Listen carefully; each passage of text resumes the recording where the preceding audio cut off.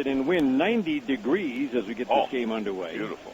Same time weather brought to you by the Michigan Corn Farmers through the Corn Marketing Program of Michigan. Pop up here behind home plate. Leon will have room to make the catch right up against the screen. One up, one down here in the first. No, it is interesting, Dan. Even though there's not a lot of foul territory once you get out, there's a good amount of foul territory right behind. That ball came back just, unfortunately, too perfectly. Stephen Wright's an amazing story. I don't think he can even believe his journey and where it's taken him. This is his first full year in a major league rotation. And again, kind of an afterthought. They didn't want to lose him. He was out of options, so they weren't going to send him to the minor leagues. But they didn't really know what to do with Stephen Wright. They sure didn't. And then he kept making good start after good start. And the knuckleball, by all accounts, is phenomenal as Iglesias takes a strike.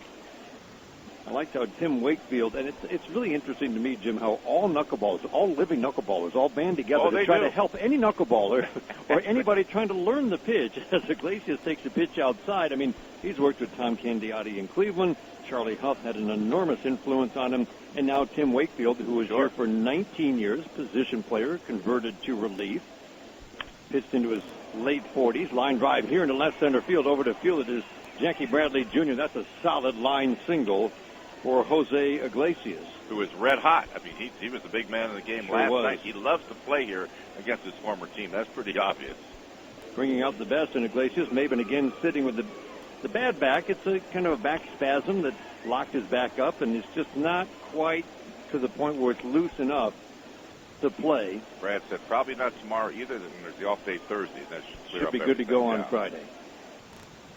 Tim Wakefield, kind of the final piece in his evolution and rise to the major leagues. Tim Wakefield has had a huge impact, Stephen Wright says, on his career.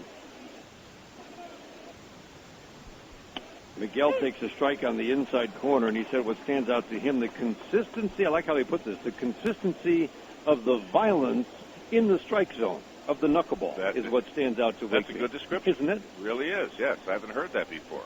Just the way it moves in the strike zone, and he's not a supreme strike thrower, but for a knuckleballer, it's pretty impressive. Just 3 walks per 9, 7.5 strikeouts. Miguel takes a strike one pitch inside, but you mentioned it, Jim, the consistency, start. I mean, you know what you're going to get from Stephen Wright every time out, just about. And just think about the shape they'd be in if he did not step up with their pitching problems.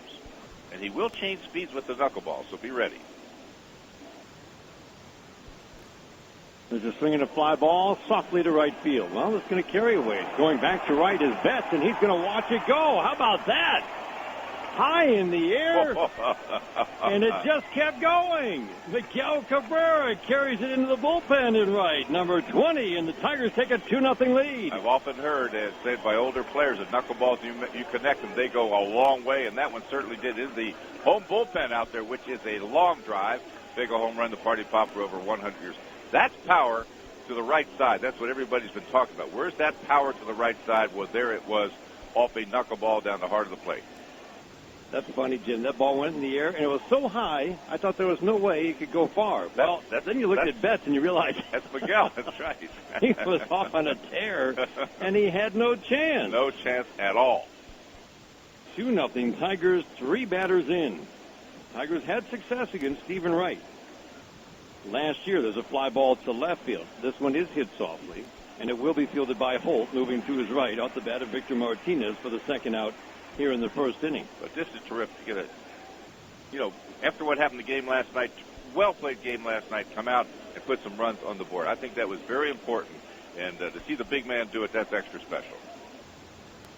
A year ago, almost to the day, on July the 25th of last year, Wright started against the Tigers, his only start against the Tigers, 4 1/3. He gave up 4 runs, 2 of which were earned on 5 hits. That was a different knuckleball. There's a knuckleball low and away to Nick Castellanos. That's the 5th home run hit by right-handers. Lefties hit 3 off of him. Jim, he just shuts down lefties, righties. I mean, it's better against lefties, but it's amazing the minor damage that hitters are doing from either side of the plate all year long. So the Tigers come into town. Lefties hitting under 200 with no power. And right-handed batter's not much better. 220 with a little power. Now Nick takes a knuckleball that bounces. And it's interesting, Jim, we were told that he throws it, the knuckleball, by design, 3 different speeds. Right. Which I hadn't heard of in terms of actually intensely throwing it. Yeah, normally you can just choke the ball a little bit, but if he's using a knuckleball, there's not much that you can choke. It's already choked. And there's a fastball at 84 for a strike to Nick Castellanos. Well, it's a fabulous story, but hopefully the Tigers can rain on the parade. Absolutely. Knuckleball down. You always need that one guy who... Nick Castellanos throws a 2-out walk here in the first inning. First walk of every game brought to you by Plant Moran. Client service that's unparalleled. Get on base at plantmoran.com. You always need that one kind of surprise or two if you're going to go to the postseason, go deep into the postseason. Almost every team that does has that one surprise player. And you think of the Red Sox, they weren't really leaning heavily on Rick Porcello this year. They know he had a good finish last year, but they weren't saying, okay, this is one of the guys who's going to lead the rotation. No, for sure. They didn't even have Stephen Wright in the rotation. Didn't know who Stephen was. At the end of spring training. And then combined to go 25-7 with great consistency, start to start, leading the Red Sox rotation as David Price has struggled, and others like Rodriguez that they were counting on and Buchholz have been disastrous. Sure. Strike one on Upton. He swings and hits a high fly ball. This will carry ways to right center, converging Bradley and Betts. It'll be Bradley to make the catch. That one went a long way into right center field. It sure did. Yeah. I think the breeze might be boosting that ball just a little bit. Tigers take the lead on the Cabrera home run. We'll go to the bottom of the first. 2-0 Tigers. This is the home of Detroit Tigers baseball. People really do live life that. Tigers as we go to the bottom of the first inning. Second of a 3-game series. Tigers and Boston Red Sox. First inning today brought to you by U.S. Park on Middlebelt Road. You booked your flight, now reserve your spot. Save at us-park.com. 2-0 Tigers on a Cabrera home run. Now the Red Sox get ready to face the 32-year-old native of Dayton, Ohio, Mike Pelfrey. Betts, Pedroia, Bogarts. Top 3 hitters. First pitch, fastball low and outside. 20 to start. I'll try to work in the numbers. As you know, they are not real good. 105 in the third innings, 142 hits. That does stand out. Only 47 strikeouts and 43 walks. Good fastball for a strike, and Jim, that's the pitch that's been leading the way lately. Fastball with more life. No doubt about it. And I think he's got a lot of confidence in that because you look what he's done lately. He should have some confidence. This is a line drive grab by Nick Castellanos on one hop throw to first. And he gets Mookie Betts. Fine play. One hopper sharply down the left field line instead of into the corner. Nick took the double away. Against Boston lifetime. 1-1. 4 runs and 21 innings of work. That's pretty good with just 11 strikeouts. Picked up his third win on Thursday against Chicago. 5 in the third innings. 1 run on 8 hits. 1 walk, 1 strikeout. That's the thing that stands out. The lack of swing and misses. And you would think this lineup, this is a team that has combined to hit 290. There's a strike on the inside corner. There's no other team above 270. And it tells you they put the ball in play. They put it in play with hard contact. Yes. And that's how Mike really makes his living. He knows balls are going to be put in play. There's a foul out of play. And you would think on paper, not a good matchup, Jim, because, again, this Boston team sprays doubles all over the place with home runs, but a lot of doubles in this ballpark. And yet, I keep thinking of that start against Toronto, where he went into the Rogers Center where the Blue Jays scored a ton of runs. That's right. And he shut that offense down over 6 innings. I'll tell you, he's pitching with more confidence now, I think mainly because of the fastball, a late movement on the fastball. Not so much singer, but a sinker.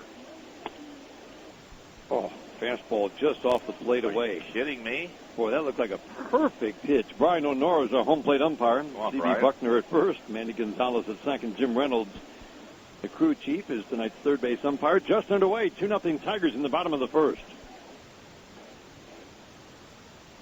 Now the 1-2. Swinging a line drive up the middle. Iglesias is there. 3 steps to his left. Loves it from behind second. Fires to first. 2 up, 2 down. Jim, a lot of ground balls and the 3 good starts. So it's been in his last 4 starts, the 1 dud where he didn't even get out of the second inning. A 6-inning start where he gave up 1 run against Tampa. 6 innings, 1 run in Toronto. 5 1/3, as you mentioned, in his last start against Chicago. And each time the fastball just ate up right-handed batters and got weak ground balls from lefties sometimes. And I think it's about 50-50 as far as the sinker and just a two-seamer. And that's two different looks for the hitter. And he's been up to 95 also. He's got that power back. So, you know, a lot to like and see how he has progressed. It's not quite Bartolo Colon. There's a fastball outside in terms of just fastballs. There's only really, one Jim, Bartolo Colon. I mean, that's what he's living on right now. He really does not have that secondary pitch to lean on in any one given start. There's a fastball for a strike. He's been throwing both the changeup and the splitter. He felt like the splitter, which has been kind of missing all year, was back a little bit his last time out. I just think, though, he does throw off-speed stuff, which helps. He'll throw a curveball once in a while, and, of course, the slider.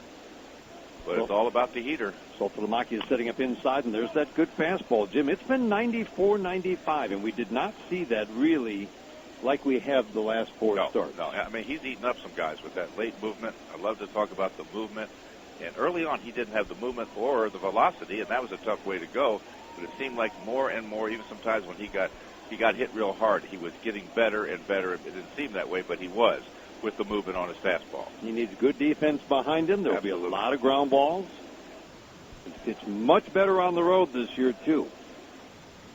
Home runs that he's given up, all but one, have been at Comerica Park. 2-0 Tigers, bottom of the first. Big 6-7 righty into his motion. The 1-2 is swinging a ground ball and a high chop up the middle, but Kinsler's there behind second. Plants throws, and he gets a speedy runner. Bogarts at first. Good defense, all three ground balls, and a 1-2-3 inning for Mike Pelfrey. And the only one who hit hard was the leadoff batters. We head to the second inning at Fenway Park. 2-0 Tigers on the Detroit Tigers Radio Network. 97-1. Second by a Tigers pitcher today. University of Toledo students will be a little closer to turning their dreams into jobs. $100 deposited into UT's Strikeouts for Scholarships account. Today's game brought to you by Jeff Glover and Associates Realtors, the official real estate team of the Detroit Tigers. 2-0 Tigers as we go to the top of the second inning. And well-struck balls was the strike. And, Jim, I'm going to go back to what you said about knuckleballs. Sometimes it does seem like the ball jumps off bat. Yeah, I'm telling you, it does. I have rarely been fooled by a fly ball like that. Here's a ground ball base hit in between Shaw and Bogarts, like the Miguel home run. And then we saw, that ball was so hit so high, but it just didn't look like it had a lot behind it, and it just kept going. It did, yes. And then Justin Upton hit what looked like a very routine medium depth fly ball that ended up almost on the warning track in right center at the end of the inning. Yeah, and I did not see the wind at all. Usually it's said the wind is pushing it out. You look at the flag, maybe it's 5 mile an hour breeze, maybe. So it's not the wind. No, it could be one of those nights where we've seen this before, where the air is enticing to hit home runs. Absolutely. Like the start for the Tigers against Stephen Wright. He's just not pitching with much traffic on the base paths. And now the Tigers already with 4 base runners. There's a knuckleball that sails right by Sandy Leon. You can only imagine what's going through his head. I tell you what's going through his head, number one. The guy was supposed to catch. He better really be sick. This flu-like system stuff, that better be the real deal. He went and checked on him before the game. That's exactly right. Just want to make sure you're okay. Yes, my friend. Oh, man. A knuckleball, if you're not used to catching him, and think of Josh Tolley catching R.A. Dickey. He's his personal catcher. This is a swing and a miss by Saltalamacchia. And here's the switch hitter, and you will see this, batting righty against the knuckleballer. We see that most of the time, really. The thought has been, certainly in years past, that the general movement of the knuckleball is down and into a righty, as it flipped down to second, and makes it tougher for a lefty. Not sure that's true anymore, though. The knuckleballs we've seen. I'm watching this, Jimmy. This knuckleball is dancing all over the place. And so in Toronto also, the same thing. I think that's an old wise tale. You know what I mean? That's been passed on generation to generation. And yet you still see this. Yes, you do. Switch hitter batting righty. There's a ground ball softly to short. Scooping it up. Shortstop Bogarts over to first, but over to third goes Avila. So single Do they call it a pass ball or wild pitch? That Well, that's a wild pitch yeah. because that was like 5 feet to the right of the catcher. He had no chance. So Saltalamacchia does the job, advances Aviles to third in a 2-0 game with 1 out. That brings up Tyler Collins, who's had some very nice at-bats since his return from Toledo. He has, and he told me, he said, Jim, I love the tall buildings. Those short buildings are not a lot of fun. It clearly affects him. It does. And I know you've got to go down, but that's human. That's the human element of the game, right? Absolutely. I mean, the major leagues have brought out the best in Tyler Collins this year and last year. Now, he was 2 for 20 earlier this year, so it wasn't good early, but... Yeah, but he went down. That was like a little funny. He went down, yeah, and he did not play well. No, mentally he was hurting. Infield in tight. Left side of the infield shifts to the right, up to the edge of the grass, though. There's a knuckler that floats a little bit high, 2-0 on Tyler Collins, to give you an idea of what an adventure it has been for Ryan Hannigan behind the plate, trying to catch this knuckleballer.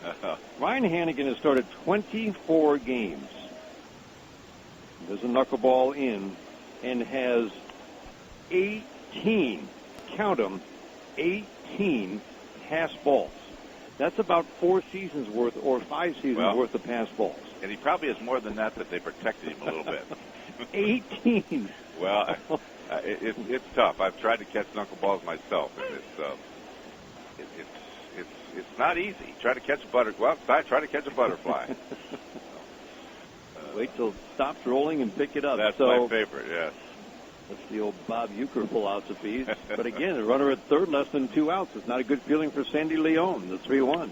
Swinging a line drive in the left, a base hit. Into score comes Aviles. And Tyler Collins delivers another big hit, 3-0 Tigers here in the second. Now, did you see that ball was up a little bit? Did not do anything until he hit it with his bat. Again, you were talking about him. He was telling me about that home run the other day. He says, I couldn't believe it. It was like the count was 1-2 or something like that. And he said he threw a ball right in my happy zone. I said, well, you didn't miss it either, so good for him. And that was the whole key, Jim. I mean, he might have made a mistake, but, I mean, he took a heck of a cut at that, drove it out. Sure did. It was a lot of fun until they came to bat. And the quality of his at-bats, this has been important. He had Stephen Moyes been providing some offense. He'd cooled off, but the defense was so substandard he had to go back to the minor leagues. You need a bat to provide a little bit in the outfield. Collins getting the start in center. That's right. But until J.D. Martinez comes back and the Tigers facing a few more righties, Collins you'll think will be out there just about every day. Yes, I would agree. I mean, it's a different hitter here than in the minor leagues. And again, you feel like you're being punished when you're sent down. When you've already been up. Oh, listen, the meal money up here is a lot better. Everything's a lot better. He had a solid year, and he takes off here, and they throw it to first, and they throw it away. Collins at second, and he'll stop right there. How about that? Stephen Wright panicked. He absolutely panicked. Sure Collins did. took off. He stepped off, which is the right thing to do, but instead of then running toward Collins and throwing to second, he threw horribly to first. Yes, he did. Yes, he did. That's all. What you said is what you do. You run at the runner, and you get him, and he's upset with himself. He almost threw it away. I thought Ramirez did a good job knocking it down. Yes. Otherwise, Collins is on third. Boy, this is beautiful. This is just picking up where they were last night. I love the heads-up play by Collins, Jim. Absolutely. He brings more to the dance than just, base hits. That's good base running. Solid. So Kinsler waiting on a 1-0. 3-0 Tigers in the second. There's a line shot foul into the seats down the left field line. Stephen Wright has allowed more than 3 runs in a game 4 times all year. That's it. 15 times, 3 earned runs or fewer. How about that? To give you an idea of the consistency and why he's got an ERA that's under 3. But the Tigers are questioned his knuckleball. Go to second base. Wow. And what? Wow is right. He threw. There was nobody breaking to the bag, and he just threw it to. Fortunately for him, Pedroia was shaded way up the middle, and he threw it to Pedroia about 10 feet behind second base. They're a little off balance right now. Now Pedroia edges closer to second, backs up. Kinsler swings, taps it foul into the Tigers dugout, which is on the third base side. 3-0 Tigers. Cabrera, deep drive to right, a 2-run home run in the first, and the Aviles single. A wild pitch, a ground ball, and another single. This one from Collins made it 3-0. Now Collins with the steal is in scoring position. 1 out in the second.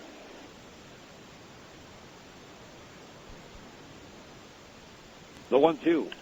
Swinging a fly ball to right.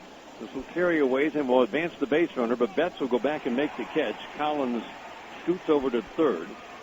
He's there with 2 outs, and again, anytime you can get a runner to third, that's premium.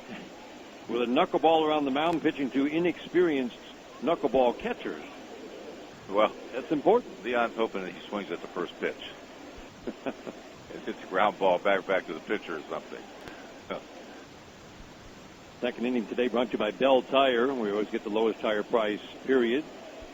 Hit speeds today brought to you by X1 from Xfinity. It's going to change the way you experience sports. Potential fourth run 90 feet away for Jose Iglesias. 2 for 4 yesterday in a sharp single. His first time up today. A line drive into center. Knuckleball misses low and in, ball 1. You know, when he gets his hits recently, they've been sharp hits. They didn't have any bleeders.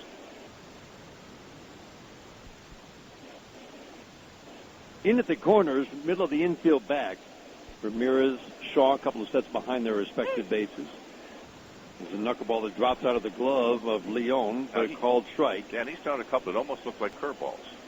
And that one looked like a little short curveball, but it wasn't. Outfield plays Iglesias straight up. His home run yesterday was a monster shot. Ground ball here into left field. A base hit for Iglesias. 4 hits in the series. Collins in to score.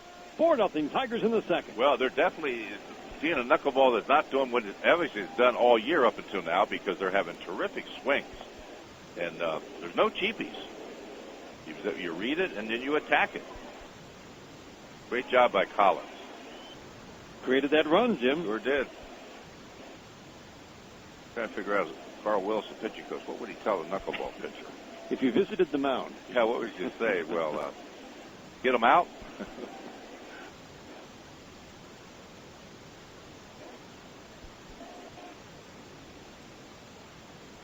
I wonder if Tim Wakefield is kind of on call during a game so that Stephen Wright Dr. Wakefield. He said the biggest thing for him, and Stephen Wright says the lesson he learned most from Tim Wakefield, you have to correct your mistakes quickly. When you throw a bad knuckleball, you have to know why right away, or else it can lead to, well, games like this. And he said that's what is impressive about Stephen Wright, is not only the movement on the pitch, but also, I thought was interesting, Jim, more maybe than any other pitcher, you have to know why you threw a bad knuckleball and correct it right away. Right. That makes sense. And he says Wright has been superb at that, and the numbers certainly bear that out. But the Tigers, well, if already Wakefield's here tonight, you've got to talk to his pupil. There's a swing and a pop-up.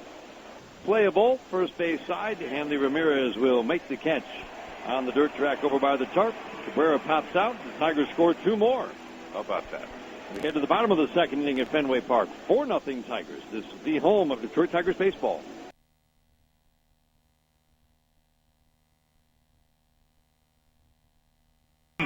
The ticket. Every stolen base this season, Gordon Chevrolet in Garden City makes a $25 donation to the Make-A-Wish Foundation. Gordon Chevrolet, where they go the extra mile for you. Tonight's game brought to you in part by McDonald's, which brews the official coffee on the Detroit Tigers radio network. 4-0 Tigers. Couldn't have drawn this up any better. Oh, it's beautiful. After the terrific win last night, 4-0 lead against a pitcher who has been largely unhittable this year, Stephen Wright.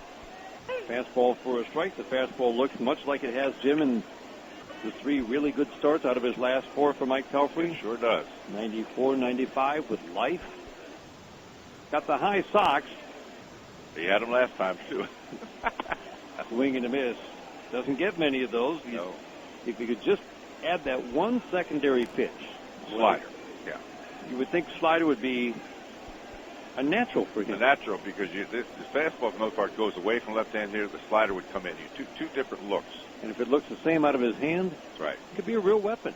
Never really has been. No. There's a fastball low, but with the 95-mile-an-hour fastball that moves and eats up, well, we've seen it eat up righties and lefties. He's broken a lot of bats recently. In 3 of his last 4 starts.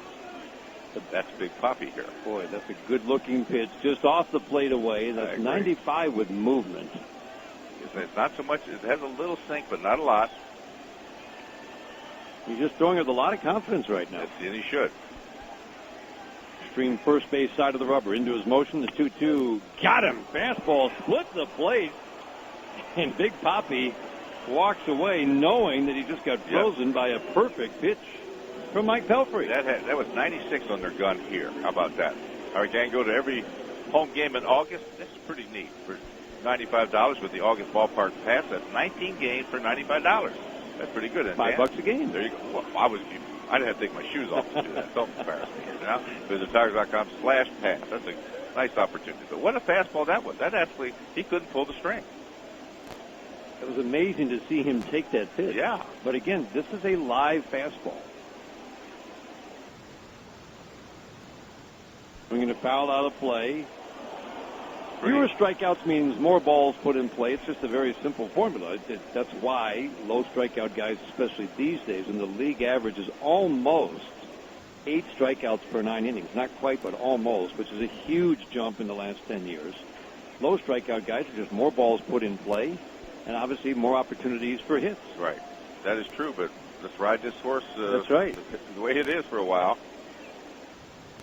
He's proven that he can have some level of success with a low strikeout rate. Here's a ground ball hit hard, but right to Ian Kinsler, down to Anita Fielder, and a couple of skips. Flips to Cabrera. Hanley Ramirez hit a bullet. And right now the positioning of the infielders has been perfect. Well, I think Pelfrey did that too. He just moved him over. You see him moving over just before he threw the ball. Kinsler shaded right up the middle. Well, it's just a terrific start, for a lot of reasons. Coming in here and playing is never easy, and this is the hottest hitting team in the world.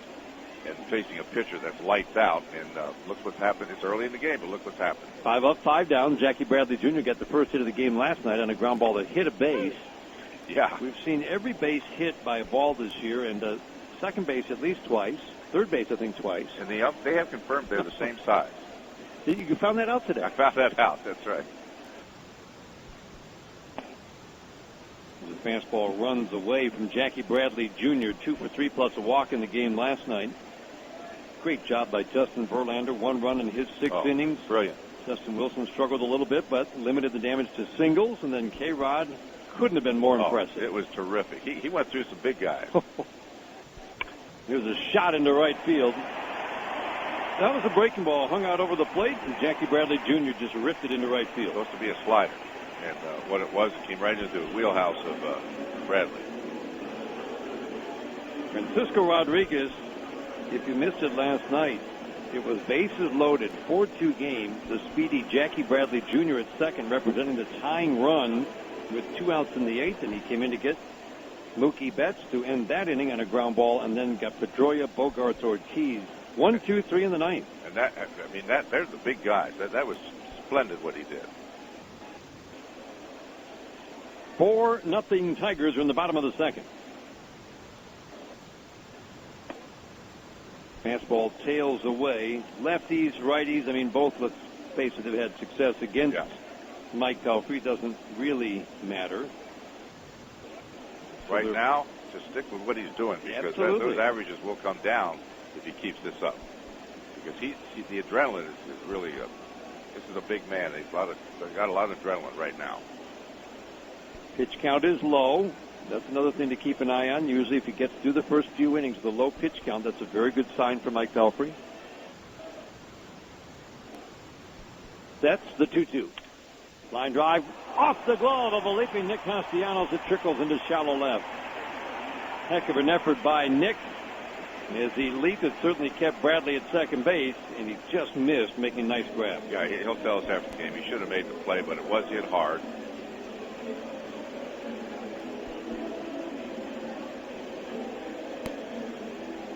Did a good job with it. Yep.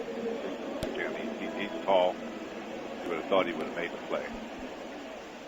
So back-to-back singles, both line drives. And that brings up Sandy Leon. The surprise Sandy Leon. And this actually was to the Red Sox liking. They got a better bat in this lineup. Sure. Hannigan has hit in the past in a reserve role. He hasn't been hitting at all this year. So you swap one guy for another, one hitting 180, the other hitting 400. Two hits for Leon last night. There's a pitch, fastball low and outside to Leon. He went into the game hitting 395. It was the first time this year his average had fallen below 400. Yeah, and they got mad. So 2 hits to get it back to 400. You know, the other thing, too, has been okay behind the plate because the Tigers are hitting the ball. Putting it in play, fewer balls to chase. 2 on, 2 outs, 4-0 Tigers in the second, the 1-0. Boy, just off the plate, tailing away from the lefty in this at-bat. Leon's been very good from both sides of the plate. Just a complete surprise. They're getting offensive production from a guy who really didn't hit in the minor league. No, that's right.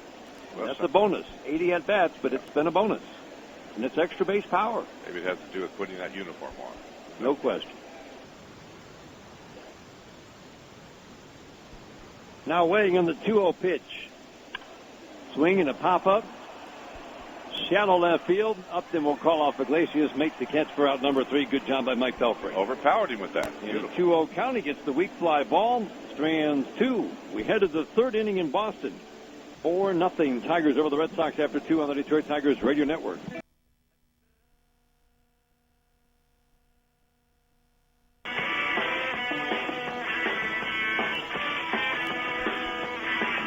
Tigers, we head to the top of the third inning. Dan Dickerson, Jim Price, glad to have you along on a warm Tuesday night. Beautiful.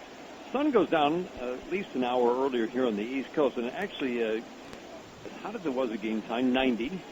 It's cooling off just a little bit. It cooled off nicely last night. It's perfect in our little booth here. We have enough air circulating around us that we're comfortable, and I think that's really all fans care about. That's they are concerned about us. There's no question about it. Chuck Keller and Trent Barter are engineers for Game 2. The Tigers trying to do something they've only done twice in the last 15 series, covering 13 years in this ballpark, and that's win a series at Fenway Park. Victor Martinez need to get this bat going.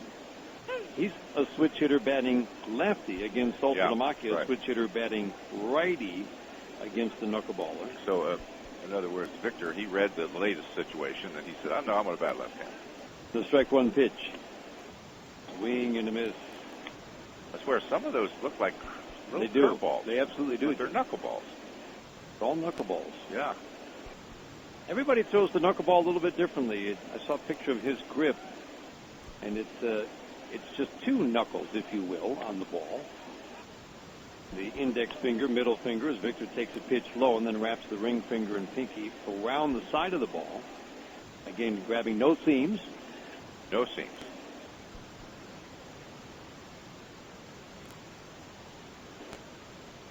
There's a swing and a miss. Knuckleball up. Yes. And Victor swung right through it. Guy who averages 7 strikeouts. That's his first strikeout of the night. Tigers have been making a lot of contact so far. The mini ambush against them tonight. That was nice. 2-run home run in the first inning for Miguel Cabrera. Just kept going to right, and then RBIs Collins and Iglesias in the second inning. Collins really kind of created the second run of the inning. Right. Single, brought in a run, stole second, kind of a walking, running lead that distracted Wright, who stepped off and threw the ball away. They didn't know what to do. They really did not.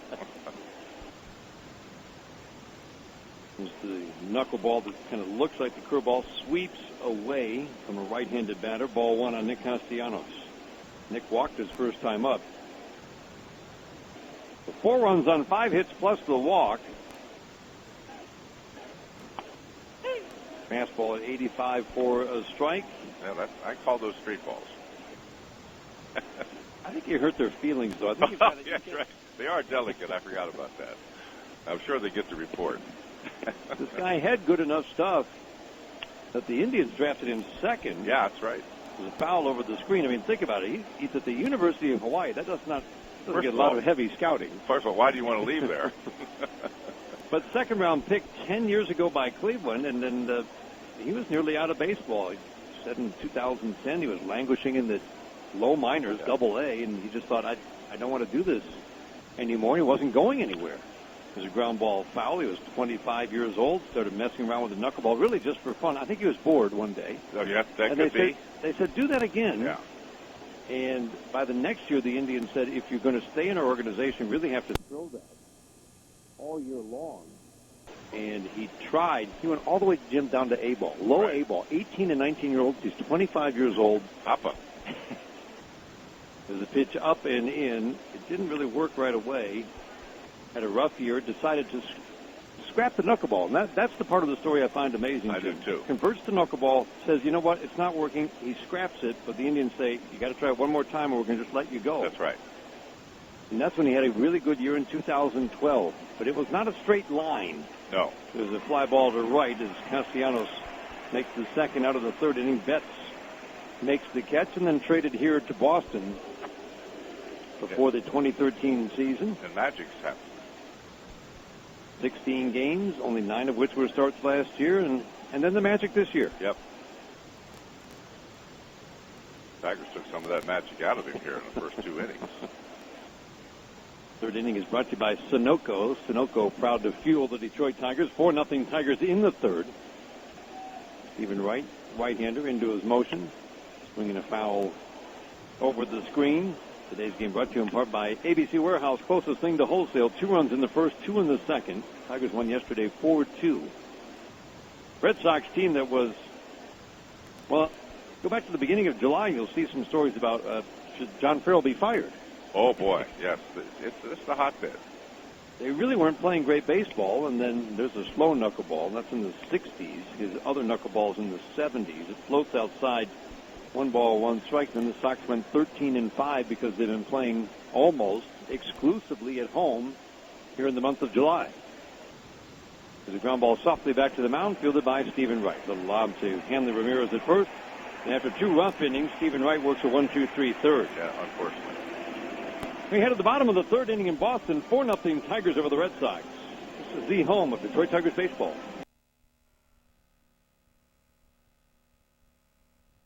Right now for station identification. This is the Detroit Tigers Radio Network. WXYT FM HD Detroit. DES radio station. 97.1.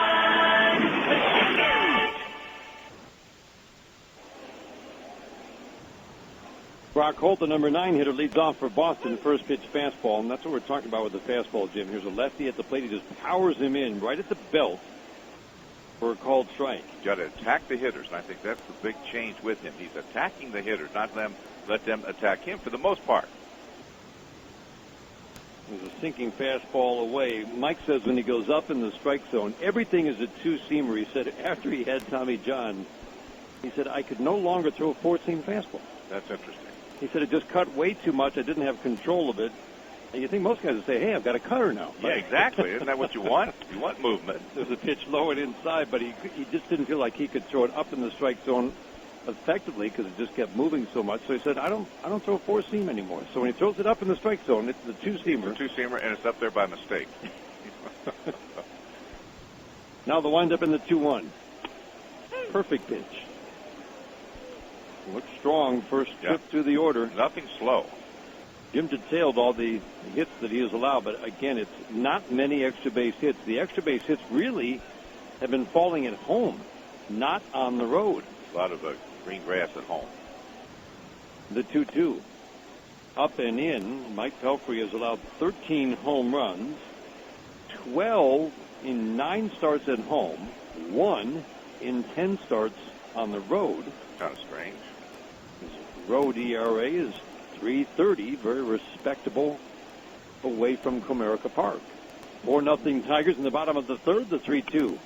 Swinging a foul. And that's the other thing, Jim. The one game he got in trouble in his last 4 starts, he just couldn't throw a strike to a Minnesota Twin batter. That's right.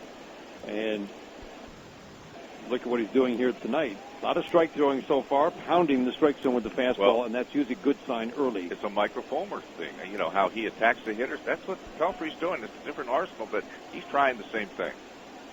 Again, the 3-2. Swinging a soft tap foul. He just pounded him in. Remember, there are several games that Fulmer pitched, like Tampa, for instance, stands out. Those guys, they were fighting for their life because he attacked them in his own way. I really think that's what Pelfrey's tried to do. Boston team, it's over 300 at home, averages 6 runs a game at home, ton of doubles. They've just pummeled teams here at Fenway Park this year. The 3-2. Swinging a shot right to the glove of Miguel Cabrera. There's been brilliant positioning tonight. It sure has. I mean, yeah. Oh, man. And hard hit balls. Nick Castellanos' first play of the game was a very nice play. That was a bullet right to Miguel Cabrera. Last inning line drive almost caught just over the head of Castellanos to get a glove on it. So far, kind of following the script, although 3 of the last 4 now have hit the ball hard. Well, they have, but again, you know, he moves the guys around the infield. He knows where they're going to make them hit it. Top of the order, Mookie Betts. Curveball low and outside, ball 1. Just has to show it once in a while, doesn't it? That's all it is. That's right. If you throw it back to back, and everyone would be surprised. Castellanos close to the line at third, 2 steps behind the bag. Iglesias straight up at short on this right-handed batter. Hit the ball hard his first time up. Nick was in tight, and he made a nice lunge to his right to grab it on one hop. Up and in on Betts, 2-0. Yeah, that would have been a hit if he wasn't so tall. Outfield plays straight up. Left fielders here really don't move at all. They just kind of maybe come in a few feet or back a few feet, but they kind of just stand in one spot in left. There's a line drive here into right center field. Collins is going to have to chase this one down in deep right center, and he gets there in a hurry to save at least one base. Down to second goes Betts with a one-out double here in the third. Good play by Collins, otherwise he's on third. Oh, that's an absolute rocket. He really attacks the ball. That time, Pelfrey did not attack him. It was the opposite way. This young man attacked him on the ball that was right down the heart of the plate. And he did not miss it. You're right. Tyler made a great play to get that ball. I think it's by him. That's an easy triple. And if he has a hard time picking it up at the 420 mark, he might be around the old ballpark there for a run.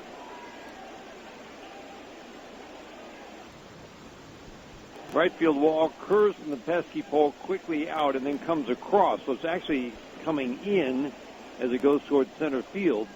And then the little Bermuda triangle, no man's land. Ground ball up the middle, fielded by Iglesias, behind second on a big hop. Easy toss to first to get Pedroia by a full step. Over to third goes Betts, but a good job by Pelfrey to get the weak ground ball for the second out. I'm not kidding. That was easy out. And you're right, Jim, where it says 420, if the ball gets out there, it can rattle around a little bit. That's right. And if you don't get it quickly with some of the speed of some of these players, watch out. There is no outfield alignment like the walls here at Fenway Park.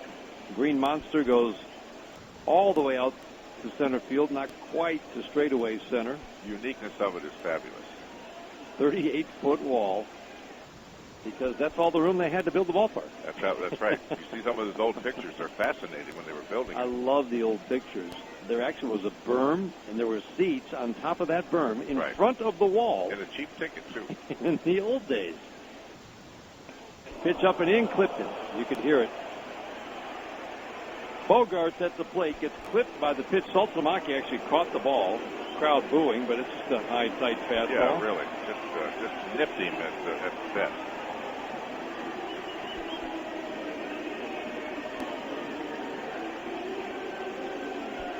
Really don't see it on the replay, but you can hear it. Yeah, and Salt, you can hear it.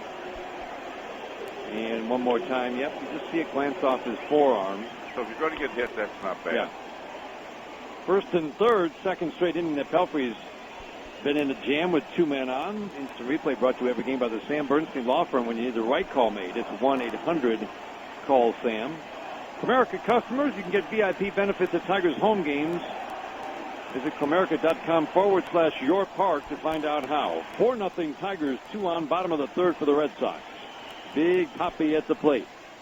First pitch, fastball, low and outside. 1 for 5 in the game yesterday. He hit a single off the wall. Home run in any other ballpark. Right. It was about 6-7 feet from the top of the wall in left center. Had a lot of carry. Ended up being a single for David Ortiz. He's had a few of those off that wall, you would think.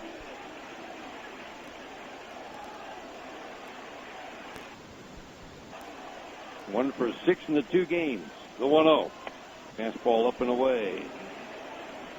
David Ortiz and only struck out 46 times with 52 walks. The rare player with more walks than strikeouts, and almost, there might be 4 or 5 of those every year.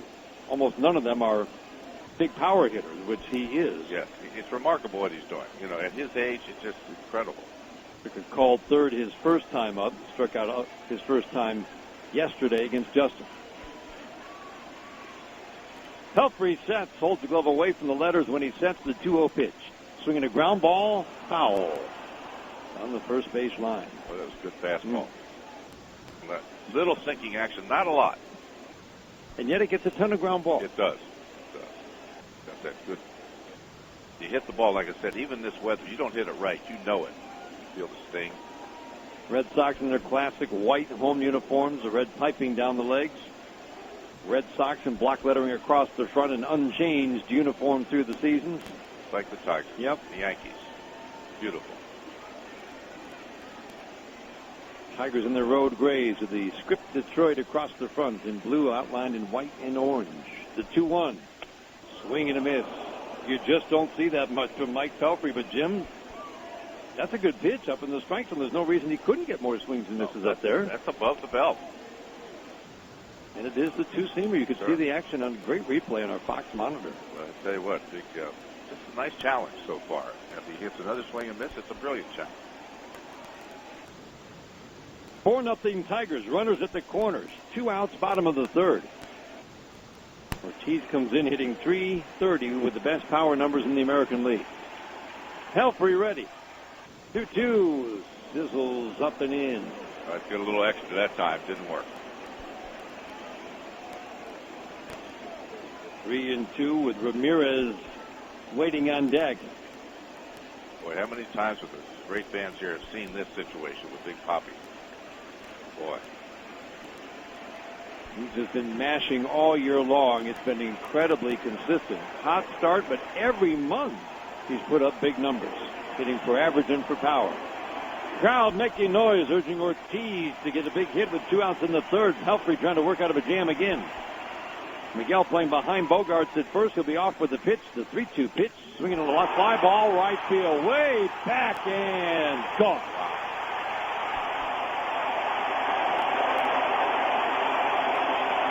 Amazing. He got a fastball, and he did not miss it. 3-run home run for Ortiz. Tigers lead cuts to 4-3 just like that. Well, listen, it's all fastballs, and I'm not jumping on the bandwagon here of a bad pitch, but he had no other pitch to go to. That's part of the problem. It had to be a fastball. That's his number 1 pitch, and he was, believe me, he jumped out of his shoes to hit that baby.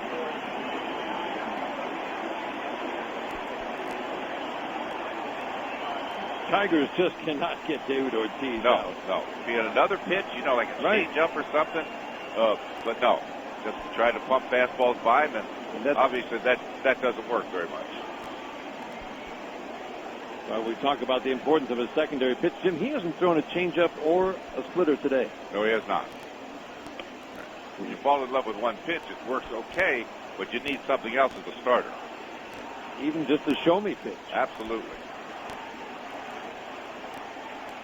Boy, we've seen that swing too many times, haven't we? Oh, baby. Here at America Park, yikes. Here's a ground ball to second base. Ian Kinsler scoops it on the in-between hop as he charges to his left, fields and flips to Cabrera. Hanley Ramirez grounds out. Heavy damage with 2 outs on the Ortiz home run. We head to the 4th at Fenway Park. 4-3 Tigers on the Detroit Tigers Radio Network.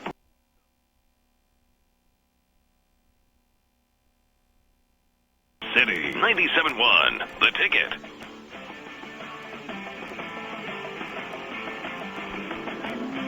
Top of the 4th inning, 4-3. Tigers' lead has been cut to 1 as Big Papi, you just couldn't help but flash back to 2013, couldn't you? I mean, you couldn't help but do it because everybody in this ballpark was looking for one thing, obviously a little bigger stage then. Boy. But it reminded you of that. Yes, it did. You keep throwing one pitch to a great hitter like that, you're asking for trouble. There's a knuckleball in the dirt when Big Papi hit the grand slam in the bottom of the 8th inning. It's one of the indelible, unfortunately, moments that you and I have seen in this ballpark in all our years coming here since 2000. Because the Tigers were, at that point, 4 outs away from going home to Detroit, up 2-0 in the ALCS the year that the Boston Red Sox went on to win the World Series. And that was a very good Tigers team. Fly ball, deep left center field, but tracking it, drifting is Bradley, and he'll cruise under the warning track to make the catch, had it all the way. Aviles flies out for out number 1 here in the 4th inning. You know, then I never forget the other grand slam that was hit also over the Green Monster. Victorino. Just got over the Green Monster. I mean, just amazing. That's the Big Papi moment. I mean, you have to. It took a few years before you could really appreciate. I mean, seriously, everybody in this ballpark in a 5-1 game wants one thing, and he delivers. I mean, you just can't. I don't care how bad a pitch it is. The fact that he could deliver when everybody wanted one thing, and he hits the grand slam that ties the game, and they go on to the win.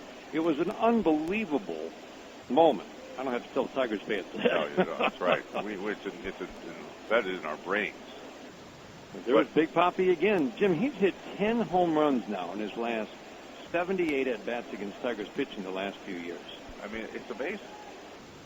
Here's a line drive, base hit into left. Saltalamacchia bats righty against the knuckleballer, and he singles sharply into left. I'm going to just make one more comment, and then I won't say anything else about it. You keep throwing those fastballs to a really big-time hitter, especially what Big Papi's doing right now. I mean, it's just crazy. You don't have something else you can show him.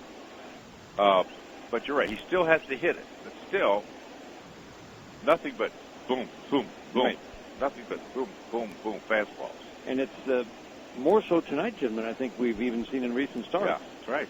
Other starts, he would mix in the changeup, the occasional first-pitch curveball to a lefty, steal strike one. There's a pitch up and in. That's why we talked about it right from the start. He needs that other pitch, whether it's the splitter, which really hasn't been there all year, the changeup, which is new for him, but he started using it beginning with the Tampa Bay game. Sure.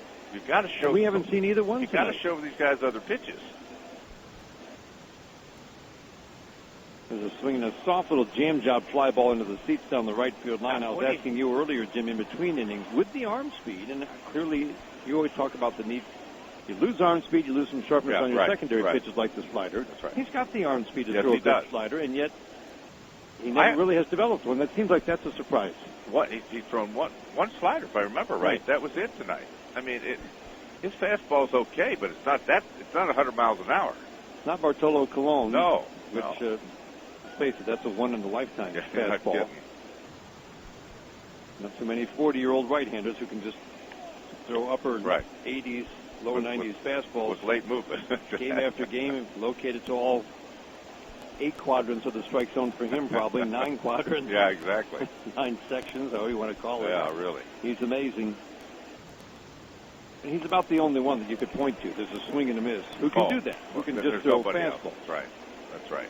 I mean, it was Big Papi's set. It was like a movie set. You know, he struck him out the first time looking. So I'm going back to the dugout, kind of going, shaking his head. Okay, And what does he get next time? Nothing but fastballs. The whole at bat. The whole at bat. The 2-2, swing and a miss. That's a good knuckleball from Stephen Wright. And Jim, that's 2 trips through the order now for Stephen Wright, and the job that Sandy Leon is doing behind the plate's been pretty good. He dropped the first pitch of the game, didn't he? Dropped the first pitch, dropped one other, but no pass balls. No pass balls. No, he's been good.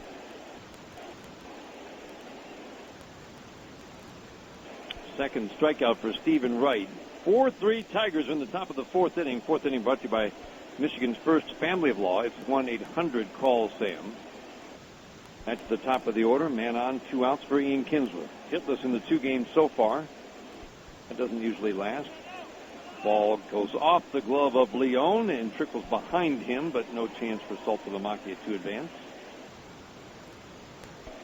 Shaw at third, Bogarts at short, Pedroia at second, Ramirez at first. It's a very good infield. Bogarts, again, grades out below average by defensive runs saved, but he's pretty good at shortstop. Yes, he is. And he's still learning. He's in the good hands of Brian Butterfield, one of the better infield coaches around. There's a knuckleball that floats high. Shaw is very good at third. Pedroia is excellent at second. And Ramirez, for never having played first base, the shortstop is taken to first base. The old shortstop taken to first base quite well. I think he's happier there. And then the outfield simply shines with Holt in left, Bradley in center, and Betts in right. Fly ball here to Bradley in center. 2 steps to his left. He makes the catch. Kinsler is out, and so are the Tigers. Single and no more. We go to the bottom of the 4th inning in Boston. 4-3. Tigers over the Red Sox. This is the home of Detroit Tigers baseball.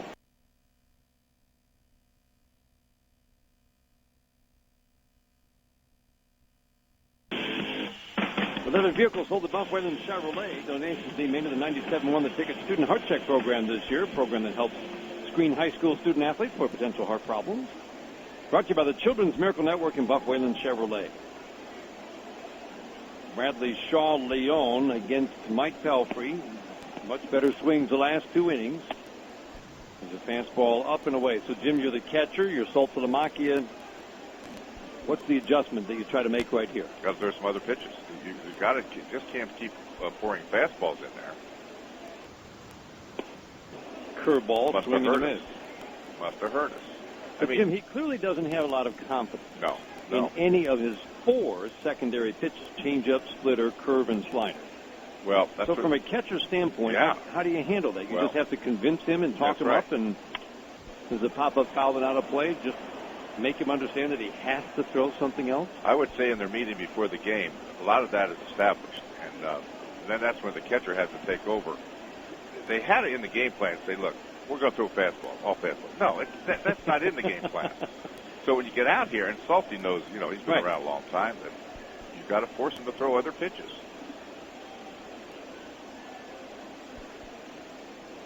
Lefty at the plate, Jackie Bradley Jr. down on the count, 1 ball, 2 strikes. The pitch, fastball up and in. That's where Salty was asking for it, above the belt. I mean, we saw Joe Kelly last night. He was throwing 101. Guys were hitting. Guys are hitting it. It's just the way it is. And this is now down to 94. Probably lost some velocity off the fastball.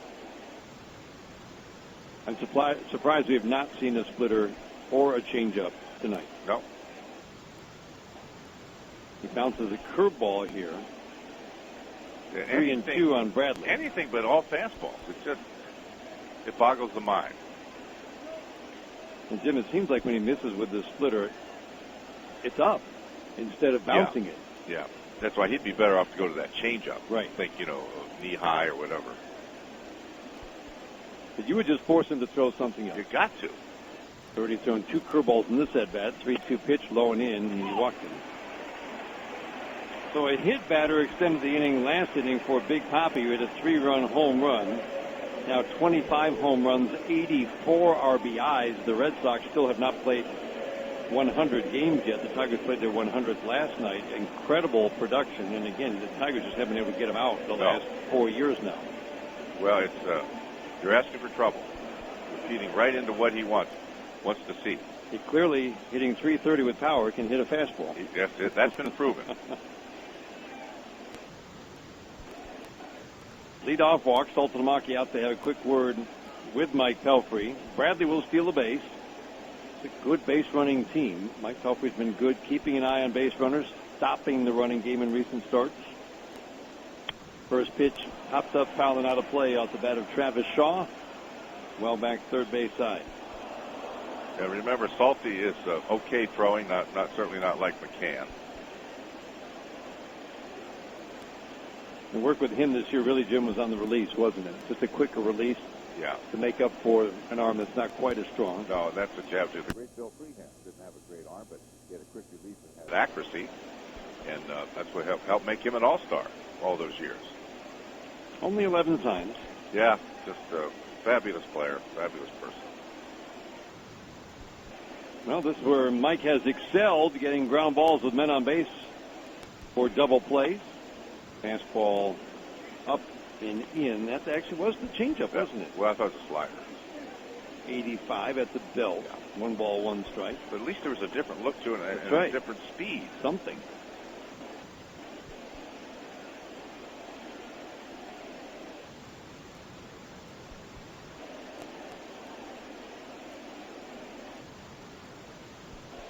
23 double plays turned behind him this year. There's a line drive into center field. Collins over and in to play it on a hop. Gets it in quickly. Stopping at second is Bradley. And now you look at the last 11 batters. Shaw's had 2 sharp singles. Bradley with a sharp single. Betts with the line drive double. Big Poppy with a home run. And Holt with a line out. That's all in the space of the last 11 batters. That's a lot of hard contact. Tiger bullpen's going to get busy just because of what you said. Because I just think he threw so hard the first couple of innings that it took a lot out of that tank. You can still throw 94, maybe 95, but you don't have the movement on the ball.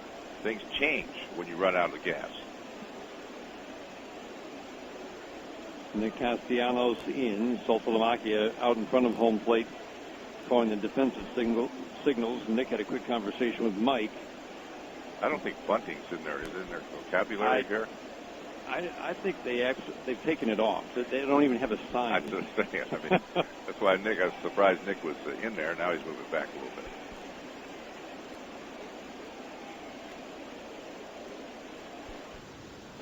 Three bunts this year for the Boston Red Sox. And how about that? Yep. Leon squares the bunt. 3 bunts because there's really no need. That's 3 bunts. That's amazing. Everybody just bombs the ball. And early in the game, if Leon was bunting there and he showed bunt, that's got to be on his own. On his own, that's right. That's got to be on his own. And they'd probably rather have him swinging away. You would think so, yes. He's shown surprising extra base power. Fly ball, center field, playable for Collins to his left. He'll make the catch, tagging Bradley. He'll scoot to third as the throw goes to second base. Fly ball advances Bradley to third. He represents a potential tying run with 1 out in the 4th inning for Brock Holt. The Astros will be in Motown Friday. Nate Roberts will be there for this pregame Q&A session. Remember the celebration of the 06 American League champs. Celebrating that all year. Visit Tigers.com or call 866-66-TIGER.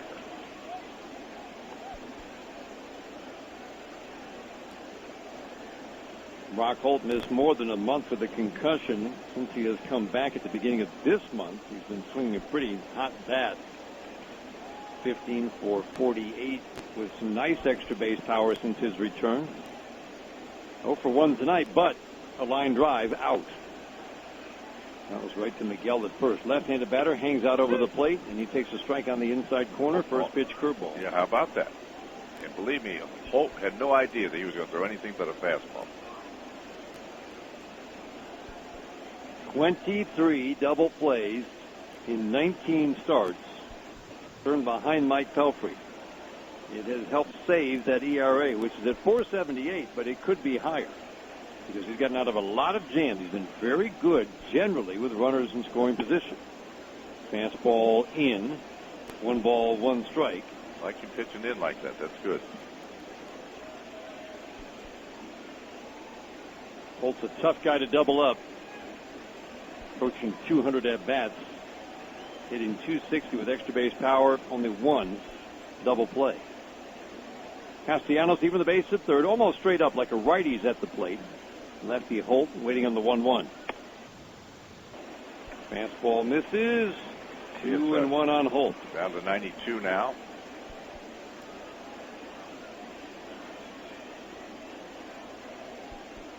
Today's game brought to you in part by Blue Cross Blue Shield of Michigan, the official health care provider of the Detroit Tigers radio network.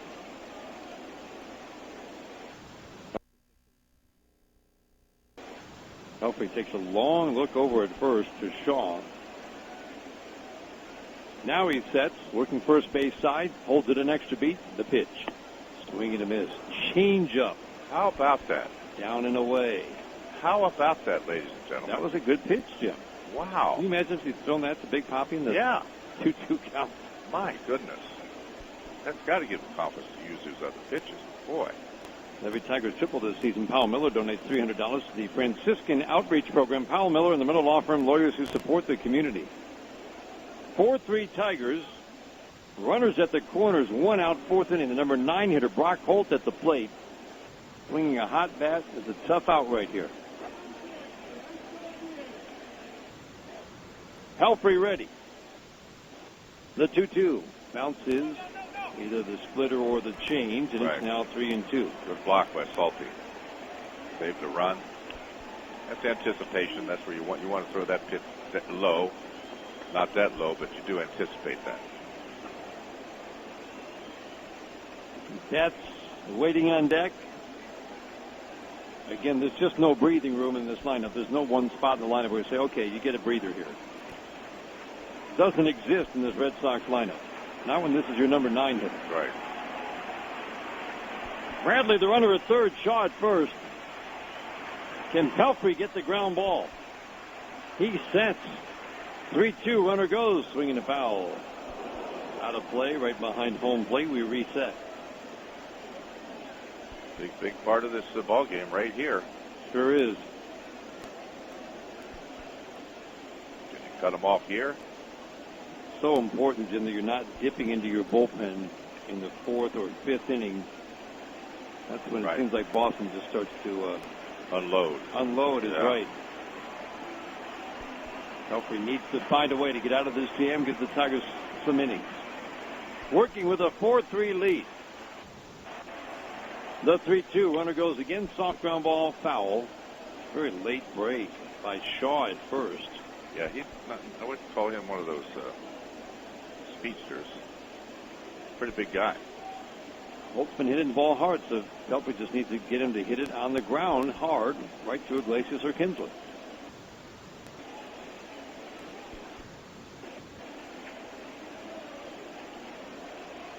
Outfield straight up. You can see how left fielders don't move in left because the one area of grass that's been replaced is right where Justin Upton is standing. That's right. There's one chunk of grass where left fielders have worn out the spot about 30 feet in front of the Green Monster. Collins in center, normal depth shades to right center. Deep and right for Aviles. Pelfrey sets. Holds it for an extra beat again. Shaw takes off, swinging a ground ball softly to second base. Kinsler can't get Shaw. Throws to first, and he just got a hold. In to score comes Bradley. We're tied at 4. Kinsler tried to get the runner who was going in front of him, could not, and quickly threw to first to get hold. Yeah, I mean, the only thing is if you got out of the base, did he get out of the baseline too far? It looks like he got on the grass a little bit. Get away from that tag. Live, I thought he got him. Let's see the replay. He did. Red Sox are asking for a moment to challenge, but consider a challenge. Yeah. It looks like they've already waved it off. Ian came very close to getting that runner going into second. Now are the Tigers going to ask for what you just said to him? Hit the base runner. Again, he ran out of the infield grass. Yeah, and I think that's out of the baseline. I've seen that, and it's never called. Very But the umpire has to decide, is he getting out of the way of the fielder, which is, I'm guessing, maybe what he said, Jim. Wow. Well. Because, again, the ball's bouncing right in front of him. He has to go around Ian, who's in the base path at that point. But he's trying to tag him. But he fielded it right in the baseline. I guess that's, just trying to think what Manny Gonzalez explained to Brad Ausmus. I disagree with Manny. There's a slider low and away. Betts at the plate, a 4-4 game. Tigers had a 4-0 lead in this game. Big Poppy with a home run last inning, a 3-run home run with 2 outs. Changed the look of this game in a hurry.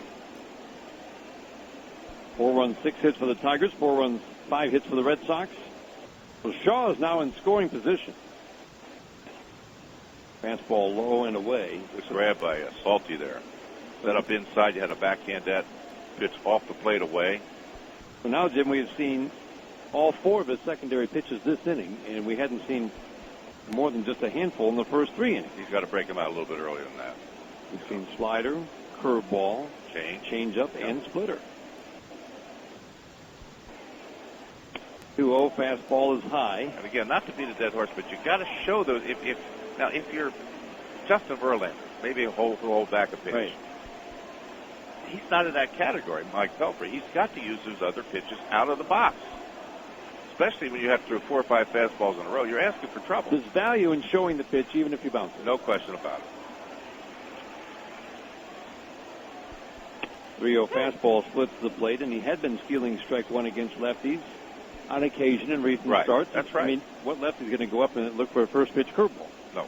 But so even if you miss, you've accomplished something by letting him see it. Absolutely.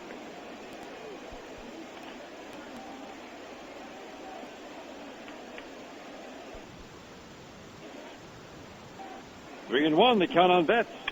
There's a line drive into left, hit hard, going back up, and he's going to reach up. It's off his glove and off the green monster, and that will give the Red Sox the lead. Wow. Absolute bullet off the bat of Betts. Shaw in to score, 5-4 Red Sox. The great Al Kaline always said the toughest play for an outfielder, line drive right at you. That was a bullet over the head of Upton in left field. That ball was absolutely scorched. That ball said hit me written all over. Went right down the heart of the plate, and Upton could not make the play because of what I just said. He was able to just tip it a little bit. Wow. We just saw the side view from the roof line down the left field line. It was a rocket. If he had made the play, it would have been a great play. That's as hard as you can hit a line drive, approximately 290 feet. Something else, really. As you can see, they're teeing off their fastballs. Yep. Teeing off on the which is down now, and when it's down, some of the movement goes away also.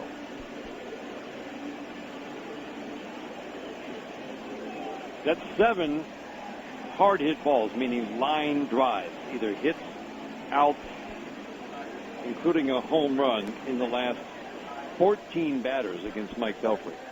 What? Rich Doobie out. Alex Wilson, Kyle Ryan throwing in the Tigers' pen. 5-4 Boston. Tigers had a 4-0 lead. But this is what the Red Sox do. When worried about the matchup coming in. Yes. Talked about the importance of secondary pitches, but really didn't break them out until here in the 4th inning. Now, if anybody needs secondary pitches, it's Mike Pelfrey. That's why he's the 5th starter. And again, Jim, this kind of raises the questions about the rotation. There's a breaking ball away. Norris and Zimmerman will be in the rotation, and then you really have to decide who's your 5th starter. Matt Boyd has actually pitched pretty well. Matt's pitched very well, absolutely. Then you've got 3 basically rookies in your rotation. But they're doing the job. If they're doing the job, maybe you go that way. Listen, whoever does the job should play. I mean, it's that simple. Sanchez certainly looks like he will go back to the bullpen. 2-0 pitch, ground ball, grabbed by Cabrera. Another hard hit ball, this time off the bat of Pedroia. Miguel makes the play unassisted, but the Red Sox take the lead with 2 runs. We head to the 5th inning in Boston, 5-4 Red Sox after 4 on the Detroit Tigers radio network. There comes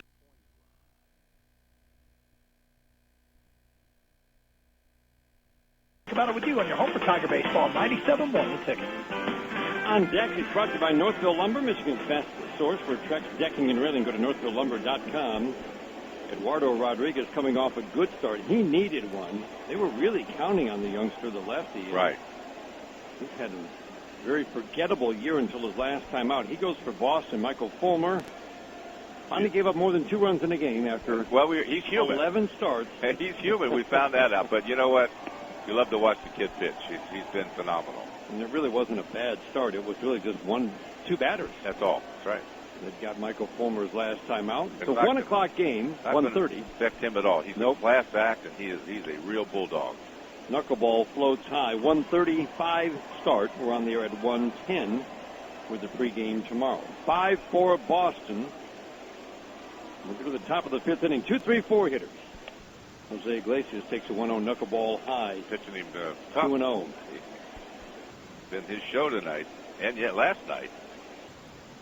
First full season in the Major League rotation at 31 for Stephen Wright. Steals a strike with a fastball at 82. At the knees on the outside corner. Charlie Huff, he said, had the biggest impact on him because he felt so uncomfortable throwing the knuckleball because he couldn't command it. The pitch a little bit low. So you throw it with a stiff wrist. You don't break the wrist at all. And the advice was, and it's funny how just sometimes the way a pitching coach or hitting coach says it clicks. Right. Throw it like you're throwing it down a hallway. Yeah. There's a pitch outside. I thought the home plate umpire, Brian O'Nora, was going to stand up and go up for the right hand, but it's a walk, a leadoff walk to Iglesias after the Tigers just gave up their 4-run lead, trail 5-4. Now, Iglesias was coming back. No. And I thought that was just such a great. So you get that little mental image. You're in a hotel hallway, wherever, just a long hallway. Throw it down the hallway so that everything is moving toward home plate, and he just concentrates on bringing the arm down. Sure, so he gets a little bit from each one of them. Yep. It makes it click. Tom Candiotti gave him the confidence. Charlie Huff, the simple advice that helped him with the command. And Tim Wakefield kind of put the finishing touches on here in Boston. It is kind of neat how all old knuckleballers help anybody. They're a fraternity. It's such a small fraternity. It sure is. Miguel takes ball one. 5-4 Boston. We're in the top of the fifth inning. Tigers trying to take this series with a win tonight. Knuckleball up and in. Miguel spins out of the way dramatically. 2-0. Well, this is good. Walking the first batter, now falling behind the big man. Love to see him lift one over the green monster and left. Have it go And keep going. over Lansdowne. Yes, keep going.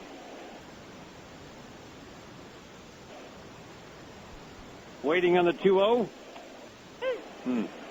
Knuckleball again on the inside part of the plate. Miguel turning. But the home plate umpire, Brian Honor, goes up with the right hand. 2-1. Still the good hitters count for Miguel. 5-4 Boston in the top of the fifth. Lots of baseball left to be played. Tigers and Red Sox have played more low-scoring, tight, low-scoring games in recent years than high-scoring in this ballpark.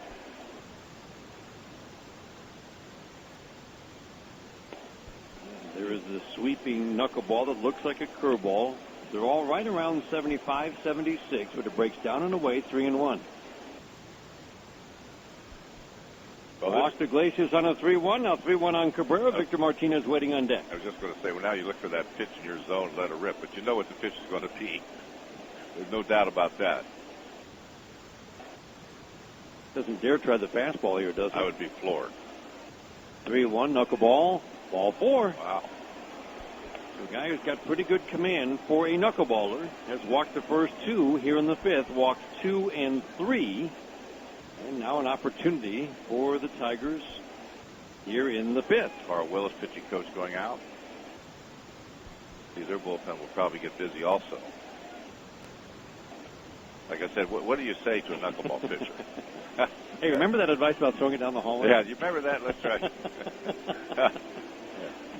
It's interesting. He is talking to him about it, though. He said, that hallway we talked about. The locked wrist? That's right. Anything else? That's right. Yeah.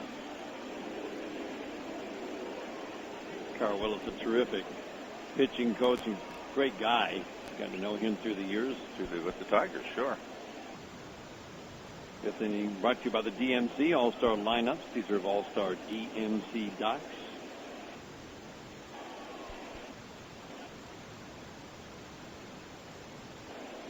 Two on to start the fifth. Tigers scored 2 in the first, 2 in the second. Wright cruised through the third and fourth. Now in a jam in the fifth. First pitch to Victor. Knuckleball floats high. I mean, you tell him you're not following through, or you're cutting it off, or a little more leg drive. You know he's got something to say. There's something, yeah. Iglesias the runner at second. Miguel the runner at first. Tigers down a run. They had a 4-0 lead.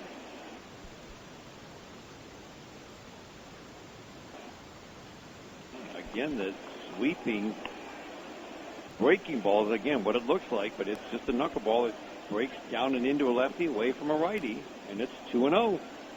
Well, Victor might be looking for a straight ball here. And you would think 2-0, 3-0, that's when you would absolutely look for it, right? Yeah, because he has not thrown many strikes this inning. Wright gets a good number of double plays turned behind him, 14 in his 19 starts. 2-0. Hot shot, baits it into right. He got the fastball, and he turned it around. Iglesias being waved around third. Betts throw to the plate. Will not be in time. It's up the line. Iglesias scores standing up. Line drive single for Victor Martinez, and the Tigers have tied it at 5. Yep, jumped all over that straight ball like we said he was going to get. Did not miss it. That's when you get your pitch and you're hitting it solidly. Oh, their bullpen is getting all kind of people up. Looking for baseballs, gloves, anybody can catch. Got a catcher. Wright has only had 2 starts this year that didn't go at least 5. And again, 15 of 19 have gone at least 6. Well, the free passes have really helped here.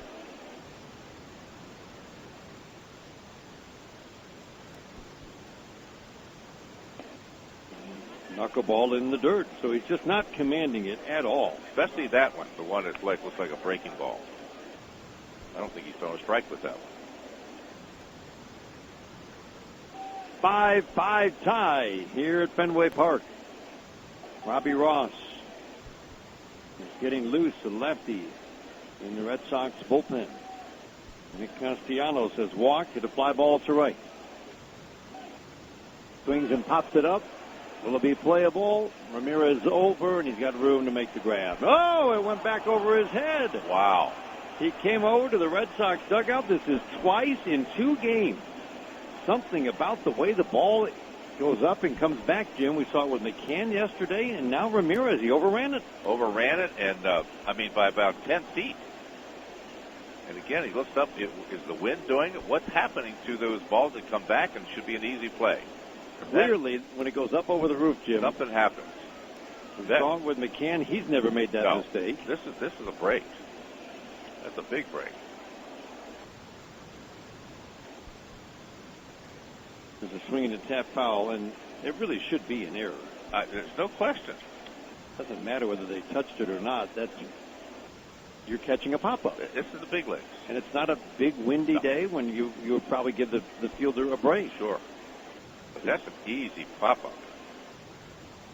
I mean, it's clearly done it now in 4 or 5 different pop-ups. We've seen balls behind home plate look like they're going to be over the screen, come right back to the catch. That's right.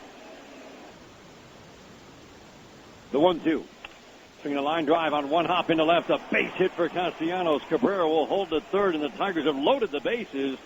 Still nobody out here in the 5th. A run in, a 5-5 game, and a chance to do serious damage here in the 5th inning. Well, this is the kind of the game we were looking forward to here in Fenway Park. A lot of runs. With this Tiger offense breaks loose, they can score a lot of runs. And the way they're teeing off in this knuckleball that does not have the movement he usually has. Of course, he's been wild. It's a good night, a good hitter's night. Brings up Justin Upton. Goes back to what I said before about these long innings for this defensive team out here. They're going to run out of gas. Interesting to see how if it catches up or how it does affect Boston by, say, September. Right. Pitching has been a problem all year. Red Sox 13th in the American League in runs allowed. Not ERA, but total runs allowed per game. There's a shot off the glove of a diving Hanley Ramirez. Racing to first Upton. He'll be thrown out by Ramirez, flipping to the pitcher right, but into score comes Miguel Cabrera. A bullet off the glove of Ramirez. Instead of maybe a double play, the Tigers get a run and take a 6-5 lead. Yes, sir. That is another rocket. You're right. A good stab by the first base. That ball was hit so hard, I thought he did a good job just knocking it down. I mean, they are teeing off on this knuckleballer. That's pretty obvious. Boy, if he catches that ball, it is a double play. Yes. So think about the impressive at-bats for Upton in the last 2 days, Jim. The 101-mile-an-hour fastball, and he was missing fastballs earlier this year that he drove for the triple. That's right. And that ball off a knuckleballer, stayed on it, was going to tuck it down the right field line for extra bases. It might have cleared the bases. I probably would have. Vilas at the plate. He takes a strike. Runners at second and third. 6-5 Tigers. Infield drawn in tight.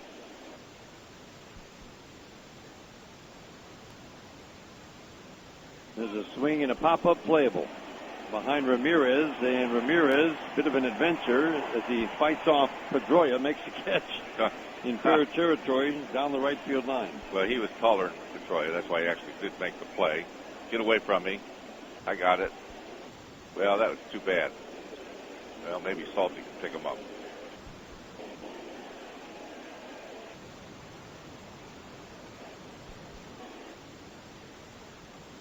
That allows the infield to back up. Saltalamacchia has struggled mightily from the right side this year, but batting righty against the righty, the knuckleballer. He hit a sharp single into left his last time up. Single here would score 1. Depending on where it is, it could score 2. Here's a shot and pass! A diving Pedroia who was in the overshift. Into score comes Victor. Castellanos right behind him, and he will score without a throw. Wow. A bullet off the bat of Saltalamacchia. 2 runs for the Tigers and an 8-5 lead here in the 5th. Well, that's a hanging knuckleball. He did not miss it. Pedroia came close to it, but it was an absolute laser shot against his former teammates here. How about that? 3 infielders on the left side. It's the rare ball that squeezes in between That's three. right. And the Tigers have done more damage against Stephen Wright than any other team this year. It's been fantastic.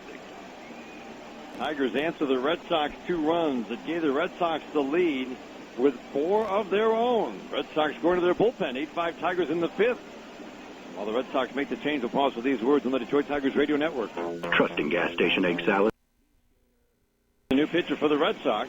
Pitcher Shane Butcher, Neighborhood Michigan Ford dealers. First pitch, breaking ball strike on the outside corner to the lefty, Tyler Collins. 32nd appearance, 35 2/3, 39 strikeouts, 12 walks, 1 home run. Best strikeout rate of Robbie Ross's career, former Texas Ranger. Now the Red Sox. Ground ball hit hard to second, bobbled by Pedroia, but he's got plenty of time to pick it up. Throw to Hanley Ramirez on an 0-1. Collins hits it hard, but grounds out. Tigers score 4. We're at the bottom of the 5th inning. Got a wild one brewing here at Fenway Park. 8-5 Tigers. This is the home of Detroit Tigers baseball. 97.1, The Ticket.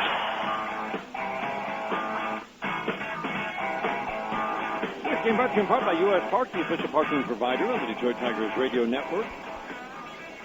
Pitch counts brought to you every game by Sunoco from Sunoco Free Fuel 5000. Staying with the fastball, let's pause for station identification. This is the Detroit Tigers radio network. Terry Foster in the house, and we talk Tigers and more on Valenti and Foster afternoons 2 to 6 on 97.1 The Ticket, WXYT FM HD Detroit, a CBS radio station. Arms up over his head, big 6'7" righty into his motion, 3-2 up and in. He walked it. Not good. Not good. The bullpen will get busy. The Astros will be in Motown Friday. It'll be a big fireworks spectacular. As you know, always Friday and Friday night, brought to you by Pepsi. Call 866-66-TIGER. Visit Tiger.com. Ticket information.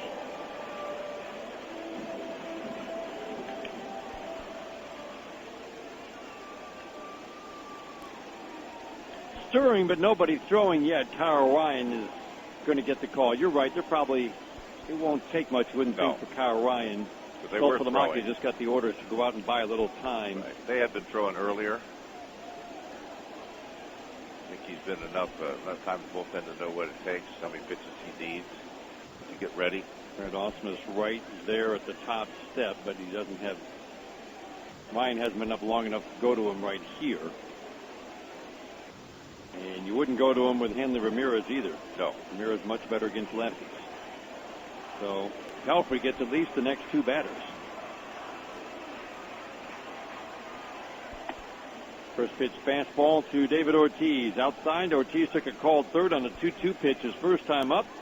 On a 3-2 pitch the very next inning, seeing nothing but fastballs. The bat speed's still there. We knew that. The bat speed's amazing. Let's see if there's any other pitches in his arsenal. Love to just see him show the changeup, if nothing else.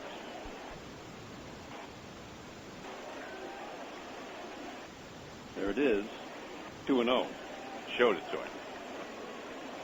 Now, and that's the problem when you don't throw with conviction, Jim. It doesn't seem like he's throwing with a lot of conviction. No.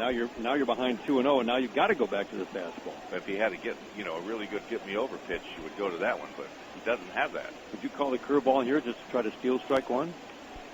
Boy, not expecting it, but no. Pelfrey sets 2-0 fastball grounded to first. Cabrera down to Iglesias and easily back to first for the 3-6-3 double play. What a bullet. And bullet hit right to the big man at first base, and he just scooped it up, touched him, bagged the bag, and then threw to second base. They threw it back again also just to make sure, but it was a ball hit very hard. In fact, he did not tag the bag first. Threw down to second, and then Iglesias almost ran it over to first to get the big Poppy out. A rocket hit at the right person at the right time. Soft hands for Cabrera. You can't hit it any harder. Donation of Jack's Place for Autism, donated by Zoomer Buick GMC. The old Adam ball there, baby. No runner on first. in Miguel where he normally plays, probably by him down the right field line. Absolutely. Hanley Ramirez takes the fastball up and in. 8-5 Tigers are in the bottom of the 5th inning. For the Tigers, a rare high-scoring game. Yes. Tigers just have not done much run scoring here. And they win games. It's kind of like what we saw last night, a tighter, low-scoring game. Well-played game. For 6 a couple of years ago in sweeping, the Red Sox scored 6 a couple of times. Actually, it pitched quite well in this ballpark. Here's the 2-0, ground ball foul. That's a good power fastball in. If he can get Hanley Ramirez right here, then you can bring in Kyle Ryan to start the 6th inning with 3 of the next 4 batters being lefties. Right.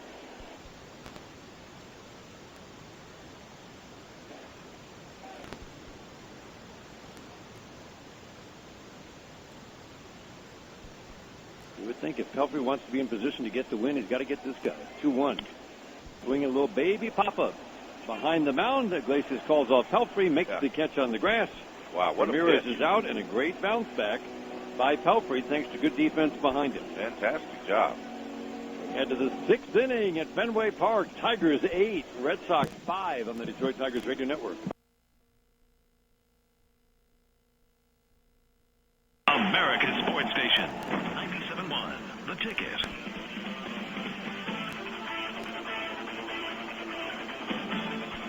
Good job by Mike Pelfrey. Very good. The shutdown inning right after his teammates had scored 4 to give him a 3-run lead.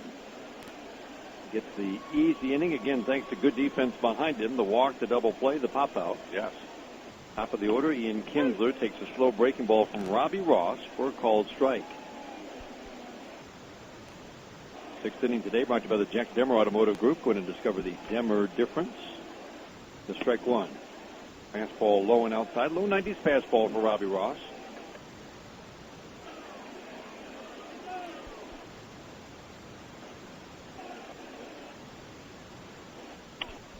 Jam job line drive over short.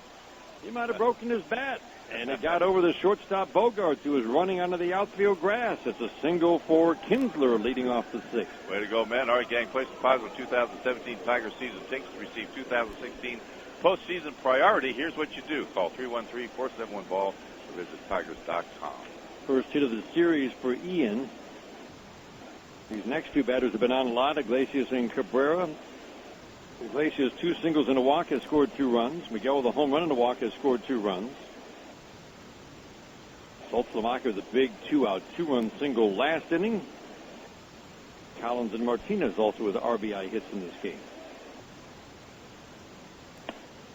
Iglesias looks rather locked in, Mr. Price. Yes, he does, and I think the catcher was crossed up there. Now let's get this straight. One's a fastball, 2's a curve. If I go 3 fingers, that's a slider. If I wiggle all 4 of them, that's a changeup. And when I go like this, like flip my thumb, that means I want you to knock him down. That's not there anymore. And the catcher looks awkward catching a pitch, and then he goes right out to talk to the pitcher. That's when you know. Absolutely. It's the pitcher's fault. That's always the pitch. No, not always. Sometimes. It doesn't go out. And he's saying that was my mess. I boxed it up myself. There's a strike on the outside corner. 1-1 on Iglesias. 2 line drive singles, plus the walk. That was a gift, a strike right there. Fastball, slider, curve for Robbie Ross. So flip over to first. Yeah. For him. It's the slider that's his best pitch. Clearly, that's the pitch that's getting the swings and misses and the strikeouts.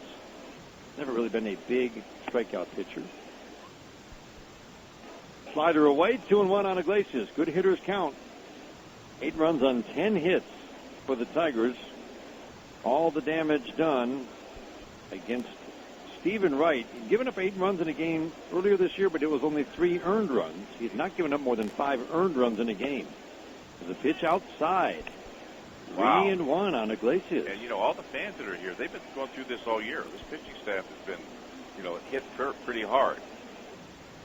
That's why I always say, Dan, right away, say, well, look at these guys are out there playing every day. Long games, you know, it just wears you down.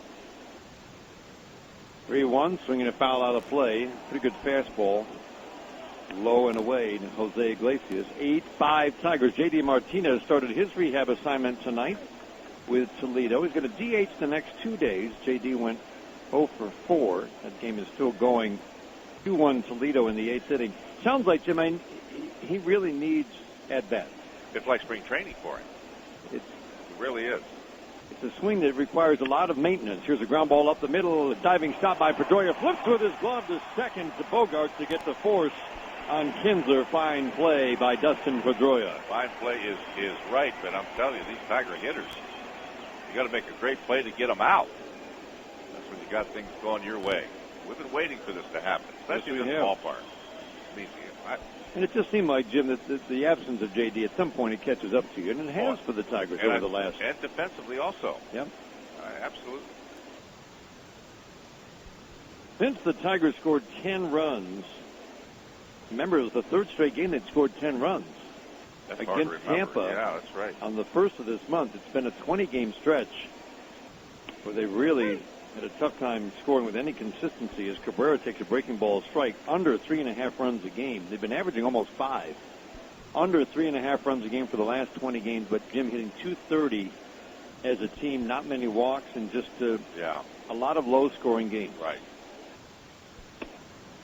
There's a strike. To give you an idea of the struggles, this is only the 4th time in 21 games now, Jim, that the Tigers have scored more than 4 runs. They've been doing that with some regularity to the first 80 games. Only the 4th time in 21 games they've scored more than 4 runs. Yeah, this team was built to score runs. This is supposed to be a power-hitting, run-scoring ball club. So that's what's in the back of the mind of everybody about, this ball club. 0-2 is in the dirt. I should say the cautious feeling about this ball club. Can they keep playing? Can they keep winning? Can they get in the hunt to be in the playoffs? I mean, that's why there's right now some question marks. Again, you can't just outscore teams, but this offense has to be better, obviously. Yeah. Get back to that 5 runs a game. They did it for 80 games, 5 runs a game. They can get back to that level. And then the run prevention has to be sharply improved. Ground ball to third. Big hop for Shaw. Down to Pedroia 1. Relay to first. And they turn the double play. Miguel was legging it down the line. He was. He hauled butt. But he could not beat the throw. 5-4-3 inning double play. We go to the bottom of the 6th inning in Boston. 8-5 Tigers. This is the home of Detroit Tigers baseball.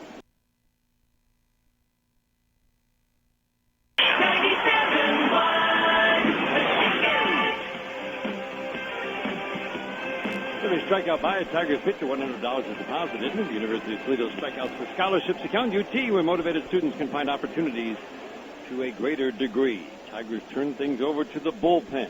8-5 lead, bottom of the 6th. Kyle Ryan takes over on the mound. Pitching change brought to your Southeast Michigan Ford dealers is the Mike Dorian Ford in Clinton Township. Take Ford first.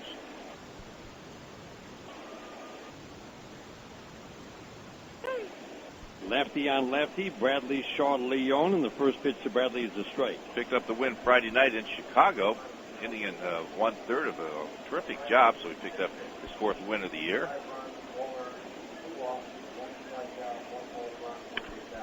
Fly ball here, deep right center, way back and gone. Whoa. Jackie Bradley Jr. with number 16 leading off the bottom of the 6th. It's now 8-6. Well, obviously that pitch was in his buggy whip area, and it went out of here quickly. My goodness. That went over the bullpen. That's a long drive. Very few carry the visiting bullpen. That was in the buggy whip territory. About knee high, they like them down there, left-handed hitters.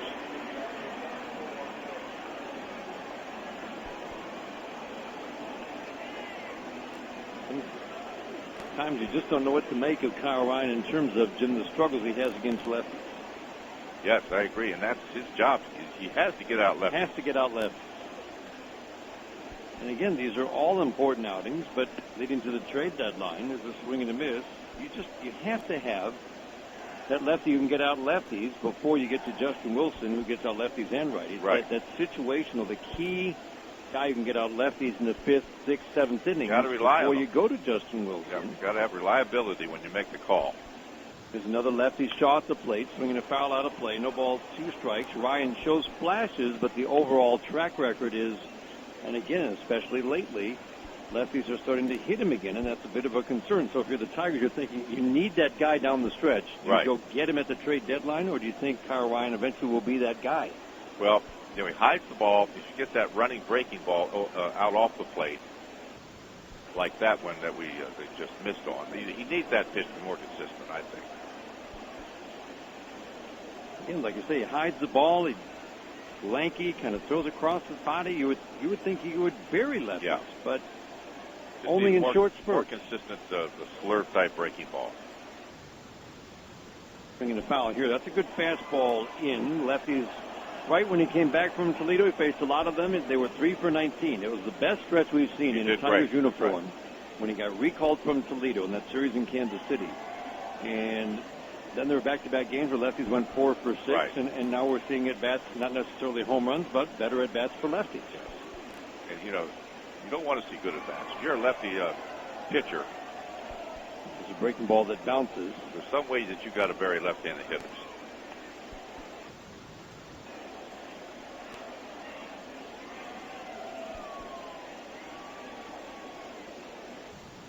Bradley now with a couple of hits in Milwaukee has scored 2 runs. David Ortiz with a 3-run home run.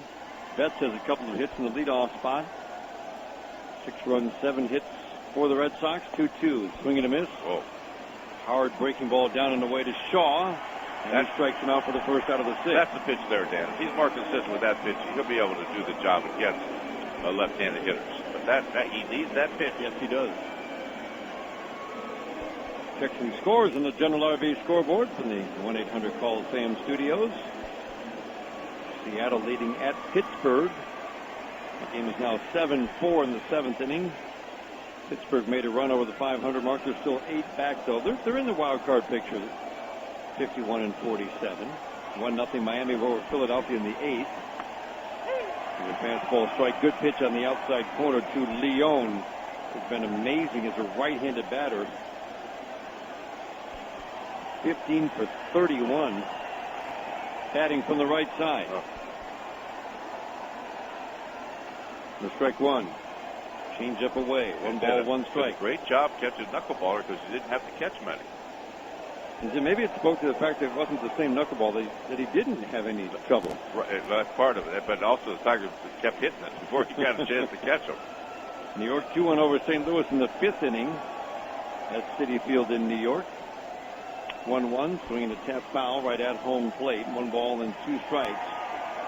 Milwaukee 3-2 over Arizona. That's in the 3rd. Dodgers and Tampa Bay coming up later. Chris Archer is starting for Tampa. Will he stay in L.A.? Just go to the other locker room after the game.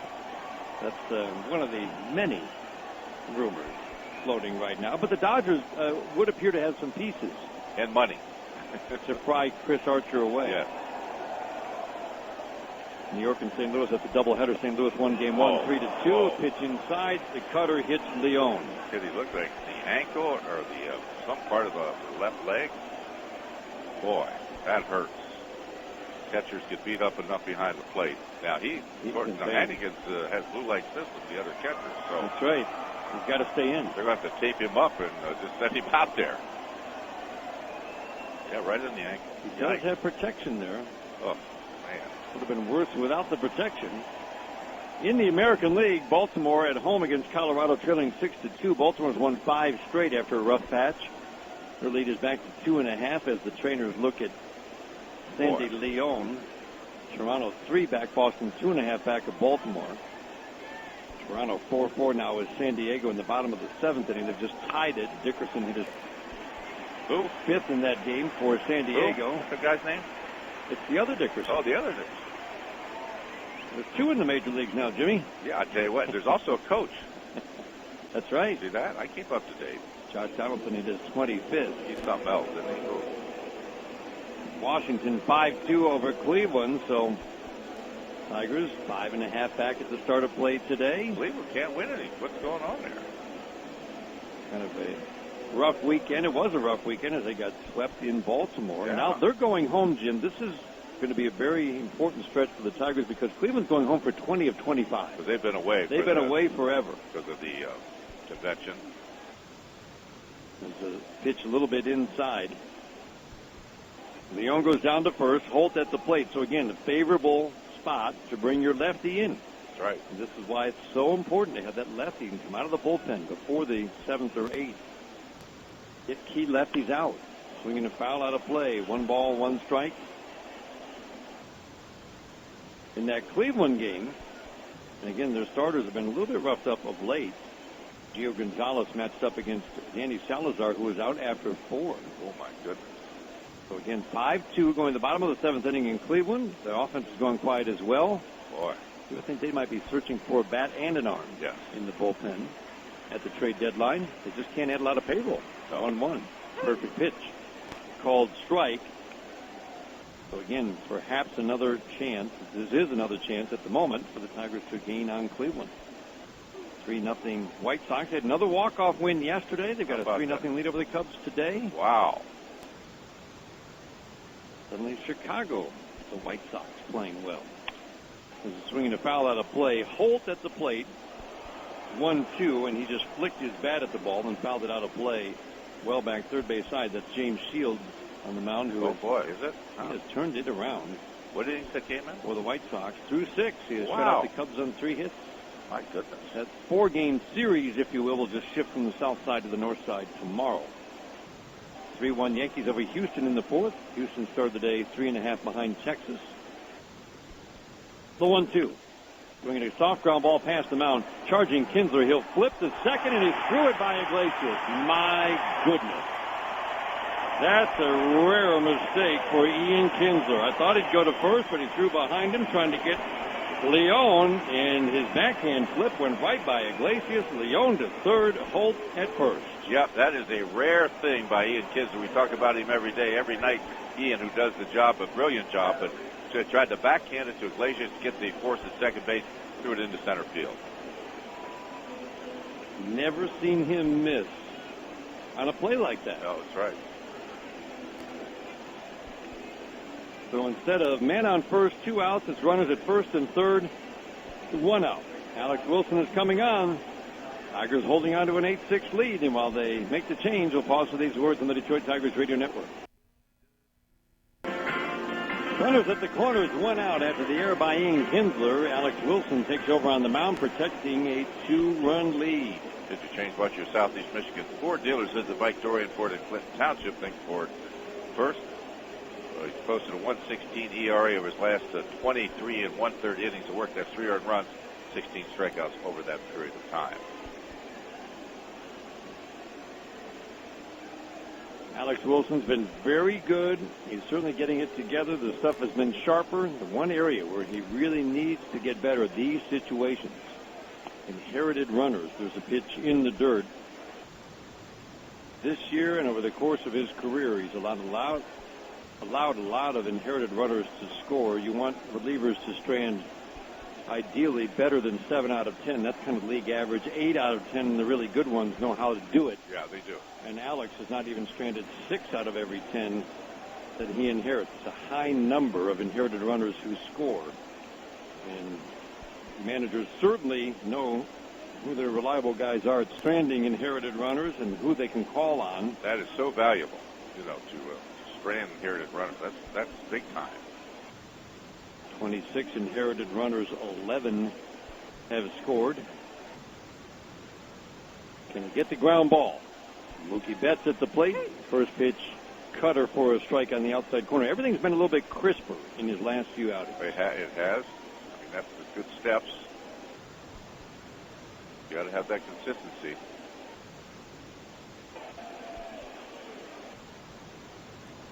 The 19-game stretch for Alex, where he's worked 23 innings with a 1.19 ERA.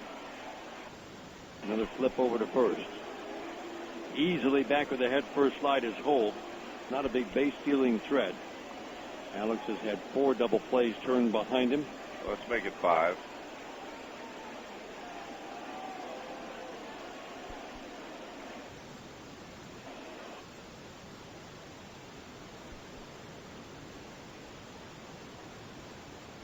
Wilson sets the 1-1. Cut fastball low.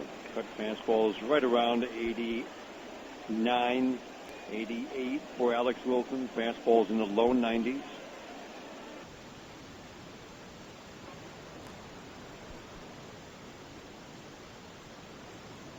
Second-round pick by these Red Sox out of Texas A&M.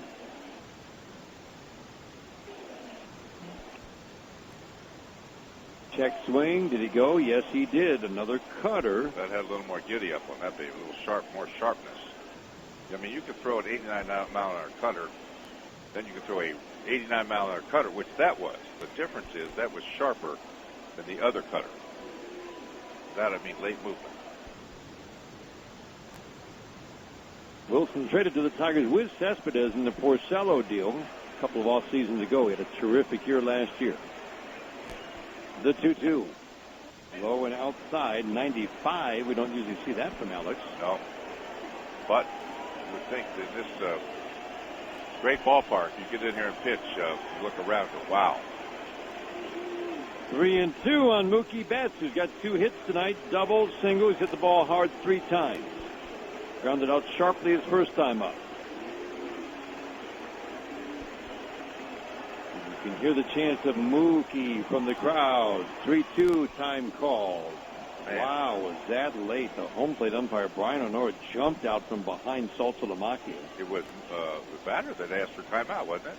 I'm almost sure it was. Otherwise, we would have pointed to the catcher, and it's as late as you will see. Yeah, that's crazy. See, that's tough.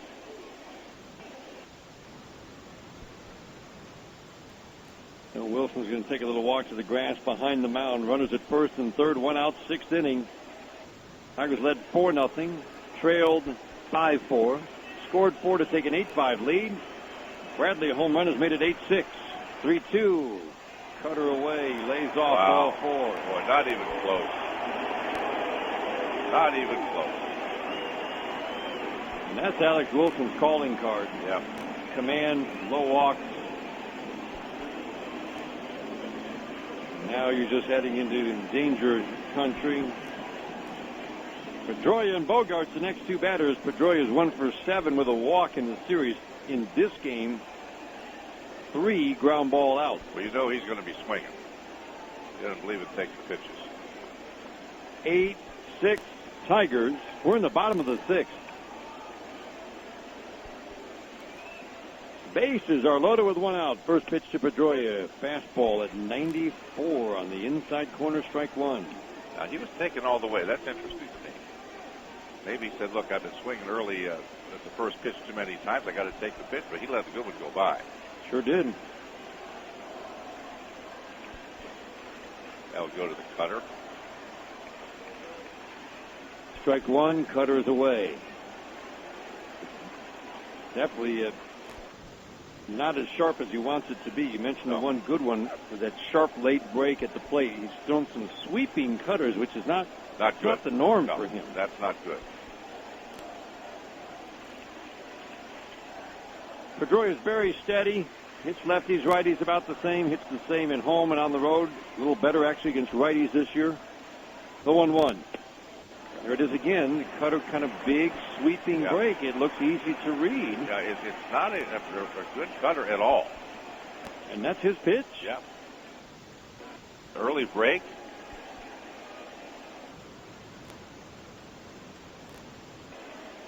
Lefties, righties hit about the same against Alex Wilson. Again, lately, he's been very, very good. He's in a jam right here. Bases loaded. 1 out. 8-6 Tigers and a 2-1 count. The pitch.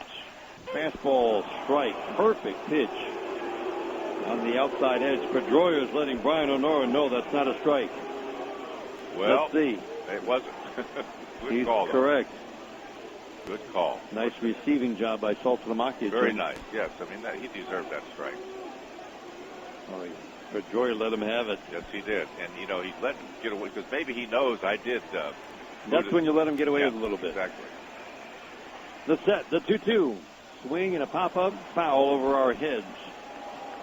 We're above home plate, just to the first base side here at Fenway Park, ballpark that opened same exact day as the old Maven Field, better known as Tiger Stadium to a generation of Tigers fans, or several generations. 1912 opened the same day because there were 2 rainouts here in Boston that pushed back the opening day. Didn't have much of a tarp in those days. Now Wilson gets the sign. He's ready. The 2-2 again in the dirt. Oh, man. Into a bigger, slower breaking ball. 3-2 on Pedroia. He'll make you throw him a strike. He doesn't chase. He makes contact. The umpire knows it. Yeah, the umpire can help again if he wants. Jim, the cutter's so inconsistent. Got to believe he goes back to the fastball. You would think so. The cutter is just not there. Saltalamacchia is going to go out. Talk it over. Well, this is a reaction on the road every time. Everybody on their feet. 37,000 plus another sellout here at Fenway Park. 8-6 Tigers in a back and forth game. Everybody on their feet at Fenway Park. Well, here we go. We said it before. Big pitch. You know, you got to be challenged. Wilson gets the sign and sent. The 3-2, swinging a line drive, base hit into center. 1 in. Holt will be held at third. And it's an 8-7 game RBI for Pedroia. Well, Wilson had no choice. He had to throw something good over the plate, and he did. And, of course, Pedroia did not miss it.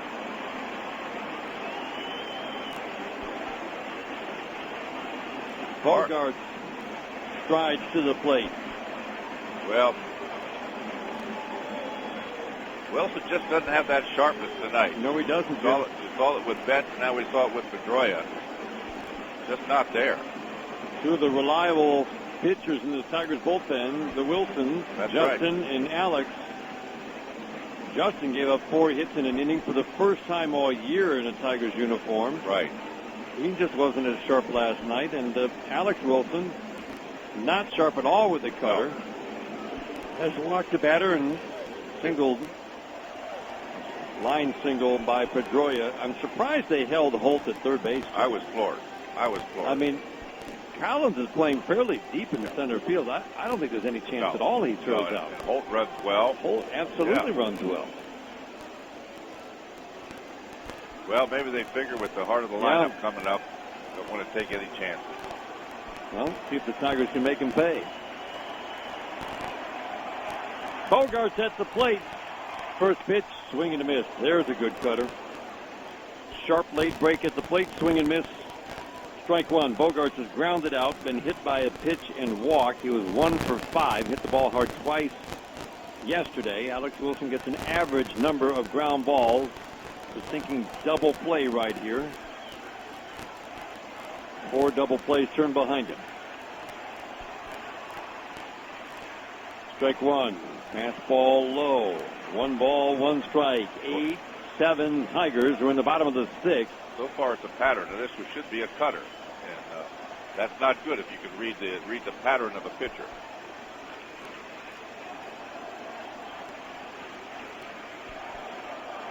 Eight runs, 10 hits for the Tigers. 7 runs, 8 hits for the Red Sox. Low 1-1, swinging a ground ball to short. Iglesias to Kinsler 1, relay to first. They will not turn the double play. Into score comes Holt. And we are tied at 8. No way could you turn that over. I mean, the ball wasn't hit hard enough. If it hit harder, that would have been a different story.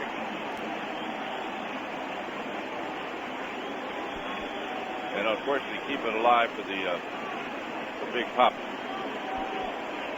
Simple put out of Pedroia at second base. Listen to this crowd. Oh boy, this is up. Feel like we're in the playoffs again. Feels like it. Man. It's been a long time since we've seen a slugfest here at Fenway. And that's what we're seeing tonight. This is old-time Tiger baseball here. Used to score a lot of runs here. Chance of Poppy in the background. 8-8, 6th inning. First pitch cutter off the plate inside. Bruce Rondon gets loose in the Tigers bullpen. Tigers led 4-0, fell behind 5-4, took an 8-5 lead, and now we're at 8-8. Big error in this inning. Carter low, 2-0. Why not just put him on? Well, yeah. I mean, that's kind of how it looks, isn't it? I mean, sure does. Cutter's been very inconsistent, and because it's got that sweeping break, it'll come into David Ortiz down and in. You almost have to stay away from him. Bringing a foul out of play, went away with a fastball that was off the plate. Well, that he gets to extend those arms. That's trouble. Fouled it well back third base side. Betts the runner at third. Bogarts at first. Both run well. Potential go ahead run at third, and Alex Wilson trying to strand him there.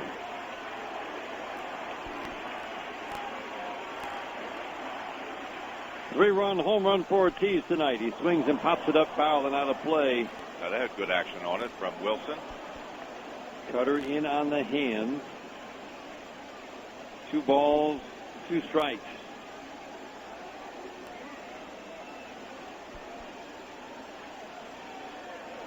Bradley started the inning with a home run. He carried the home bullpen in deep right center. Ryan struck out Shaw, but hit Leone, and that touched off the rally that followed. 2-2. Swinging a foul past the screen. Good live fastball. Still 2-2. Yeah, that's about max with Wilson, you would think. 94 with some action.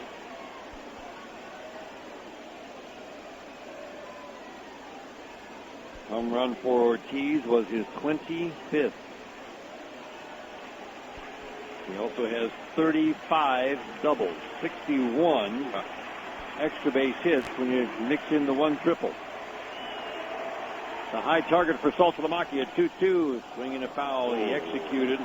Hit the glove. Ortiz late.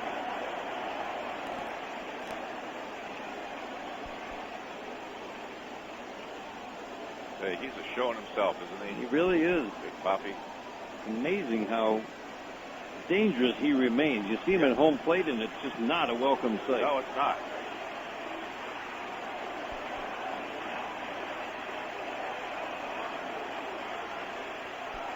The 2-2.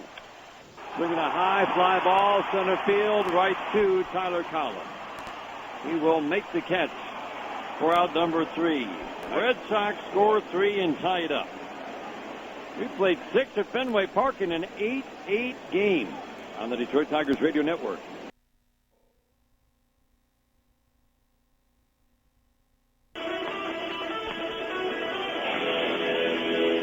Tigers bat in the 7th inning. Back and forth we go. Tigers have had a 4-run lead and a 3-run lead in this game. Well, you got to get another lead again. Saw the 4-run lead disappear. Scored 4 to make it 8-5. Red Sox have just tied it up with 3 in the bottom of the 6th inning. We're in the 7th in an 8-8 game. Victor Martinez will lead off. Tigers turn now to score some runs. Back and forth. Robbie Ross still on the mound for Boston.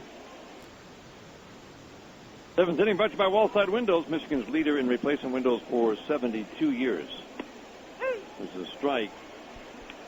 Victor Martinez hit 2 home runs in a game in Tampa to start the month. 6 RBI game. Tigers scored 10. Victor Martinez has not had a multiple hit game since. Really? There's a strike on the outside corner. For a guy who was hitting .320 with power at the time and had a bunch of multiple hit games, 27 to be precise. That's a lot. No games with 2 hits. That's surprising. Since the 2-homer game 21 games ago. There's a pitch outside. He's got 1 hit tonight, but speaks to the struggles that Victor has had. 11 for his last 70. Wow. Coming into the game tonight over a 20-game stretch. Swing and a miss, and he strikes out here. Boy, that's unusual. And but what you've been saying, I mean, he hit that 1 ball hard, but when you see him, he's swung and missed a good bit lately. Yes, he has, more than he ever has. Yeah, more than he ever has. That's a problem. Strikeout to start the 7th inning. Brings up Nick Castellanos. Pitch speed today brought to you by X1 from Xfinity. It's going to change the way you experience sports. 8-8 tie in the 7th. curveball from Robbie Ross floats high and outside.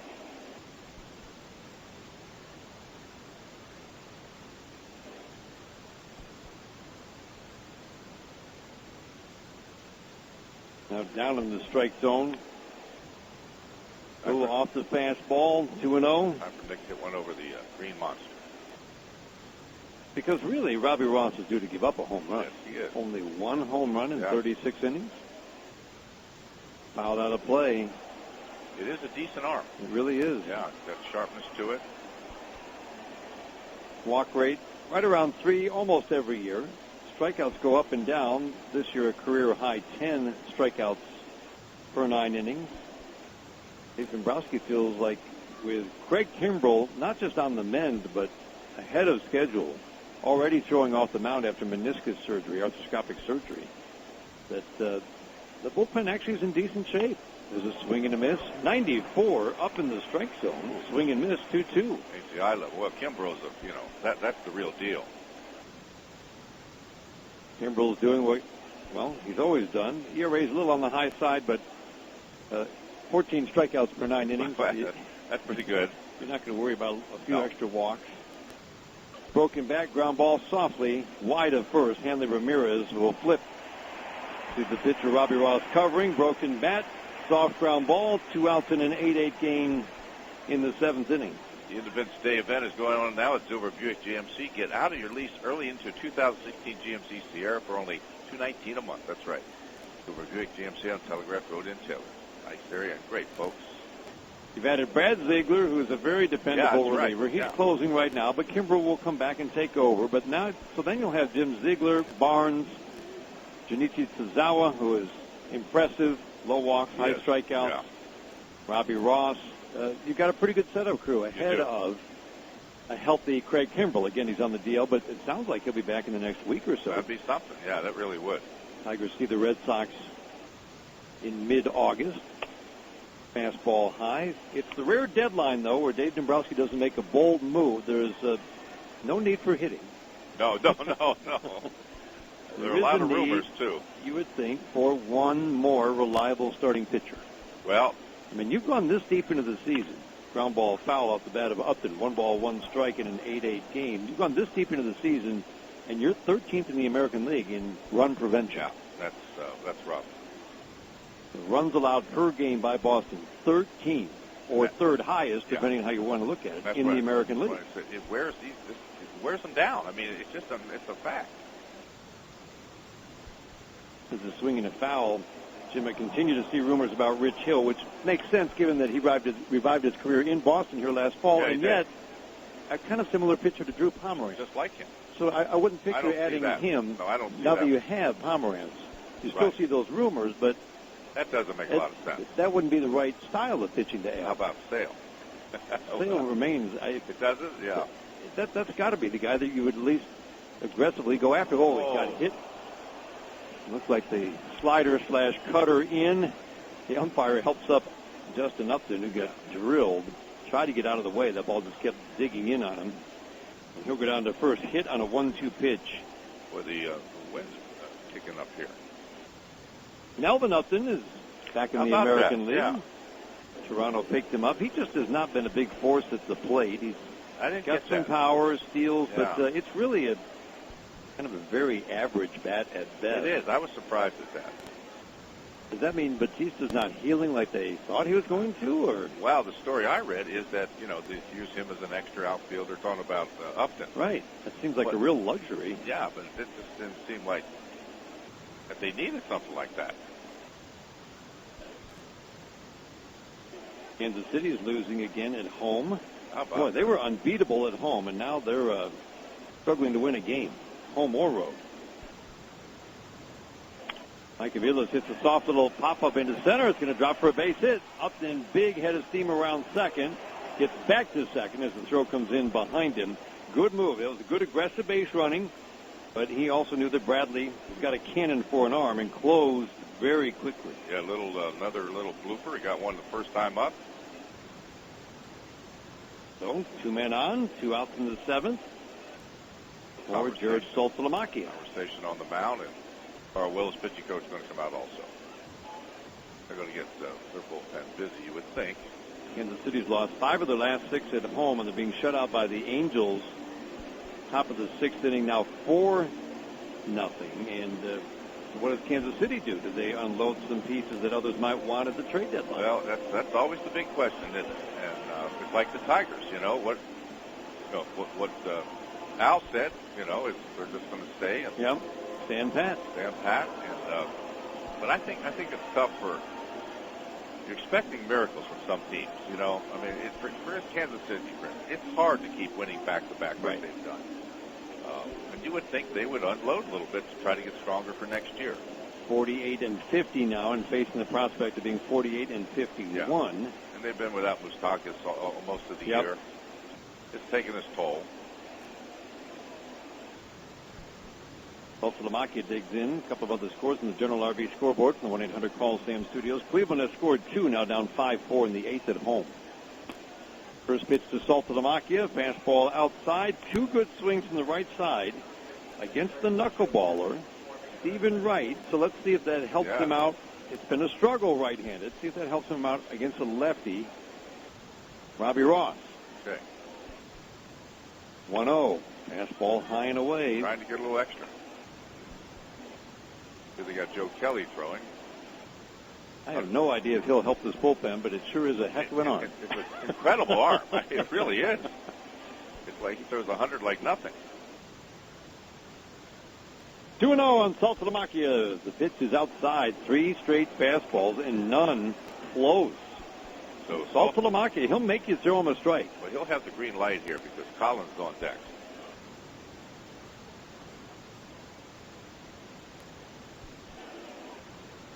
Three infielders on the left side against Saltalamacchia. Swings and misses at the 3-0. Fastball right through the heart of the plate. Yeah, he knew he had the green light.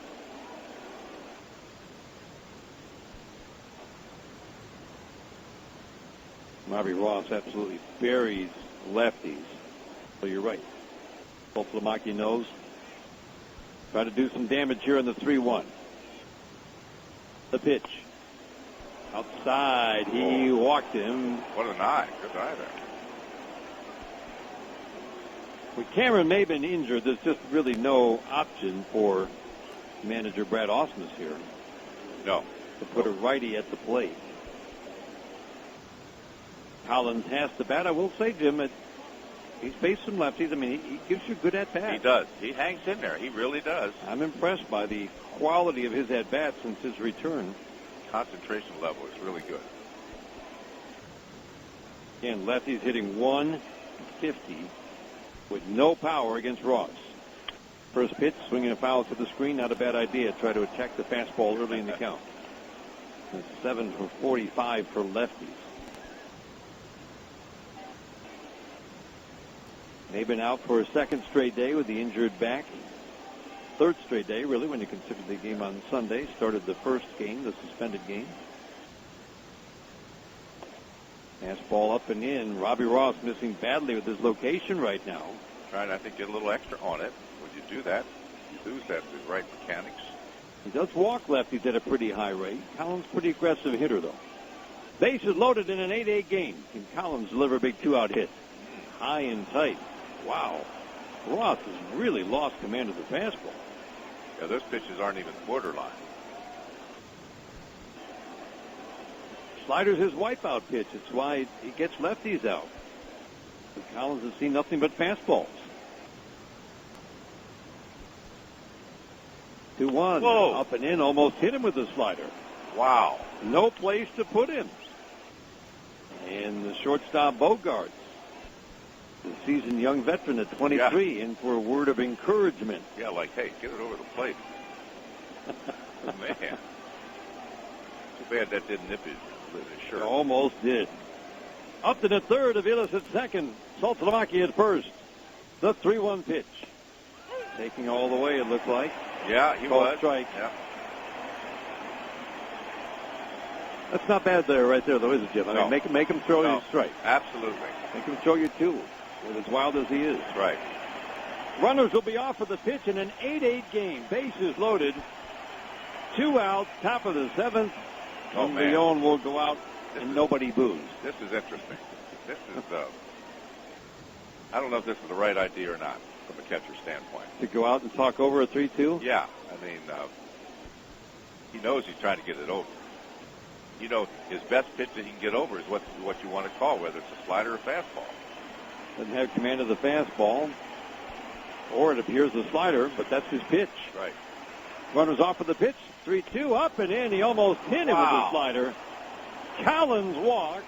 Upton in. Crowd boos. 9-8 Tigers. Can't blame him. My goodness. How about that? With 2 outs and the base is empty, Upton was hit by a 1-2 pitch. Aviles hit a soft single into center. Yeah. Saltalamacchia walked. Collins walks in a run. Tigers regain the lead, and Kinsler's coming up. While the Red Sox go to their bullpen in a wild game here at Fenway. 9-8 Tigers in the 7th. We'll pause for these words on the Detroit Tigers Radio Network. Discuss with you on your home for Tigers baseball. 97-1, the ticket. A run in on a bases-loaded walk. Robbie Ross's night is done. He got the first 2 outs here in the 7th inning and then could not record another. 2 walks, a hit batter, helped the Tigers to a run. Now Joe Kelly, the fireballer, takes over on the mound. Mr. Shane Butcher, neighborhood Michigan Ford, the dealer just recalled before the game yesterday, and he gave up 1 run on 2 hits at 101 miles an hour. He was at Pawtucket. This is a unbelievable arm. Fastball, slider, and the ease with which he throws 100, 101 is amazing to me. He just rears back and lets it fly. Pitching ability, I guess you think needs to improve. Tigers had good swings against him, especially Justin Upton. Yeah, that's right. There's a swinging a fly ball to center off the end of the bat of Kinsler. The first pitch softly into the glove of Bradley. Kinsler is out. The Tigers strand 3, retake the lead for the 3rd time tonight on a bases-loaded walk. How about that rally? They had 1 hit. 7th inning stretch time in Boston, 9-8 Tigers. This is the home of Detroit Tigers baseball. Hello.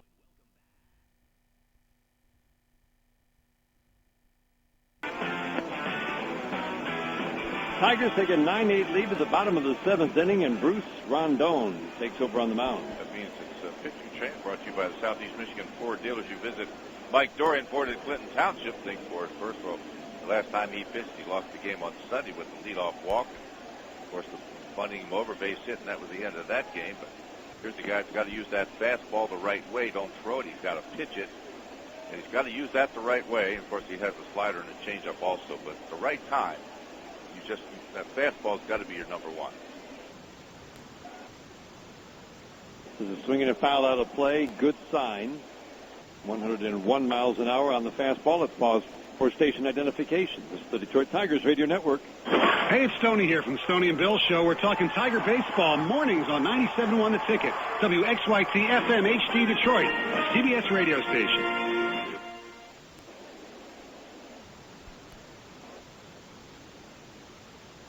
So goes the fastball. So goes Bruce Rondon, it appears. That's the way it's got to be. There's a swing and a miss. There you go. Quickly 0-2, 101 again. Triple digits for Bruce Rondon. And Tim, it does seem like if he had some rest, even a couple days, it's a big impact, even one day. Yeah. Versus the back-to-back appearances. Yeah, because there's a lot of times that his 100-mile-an-hour fastball looks like it's 95. That did not. Fastball up and in. Every fastball triple digits. Ramirez at the plate. Hanley Ramirez is 0 for 3 tonight. The only Boston batter who has not been on base. But this fastball looks like 100 miles an hour. Bradley and Shaw to follow. They are combined 5 for 6 in this game. Rondon works from the stretch. First base side of the rubber. Sets holds it at the belt. The 1-2. And swinging a foul again. Pounding him in. I like this fastball in on a righty. Yeah, you pitch 101, there are not going to be a lot of folks going to hit it. If you throw it 100, you can We've seen it's very hittable. Yeah, very, very much so. Very good. His first 6 appearances, covering 7 2/3 back from Toledo. He's been much more up and down over his last 4 or 5 appearances. Saltalamacchia is setting up away. The 1-2. Swing and a miss. That's a wicked slider. Fantastic slider in the right spot also. He had no chance after those fastballs. 90-mile-an-hour slider. No chance after those 101-mile-an-hour fastballs. Not much behind that swing. It's the first time in a long time we've had a wild game here at Fenway Park. I played in a few of them here, Dan. I'll tell you that. I know you did. In the 70s. Whoa, baby. First time you have to go back to 2005. That's amazing to me. 11 years ago, where both teams have scored this many runs. And there really haven't been a lot of games, even 7-6 or 8-6, but the first time since 2005 that both teams have scored 8. And like you say, there were a good number of those games. Yeah, a lot of those games. Boy.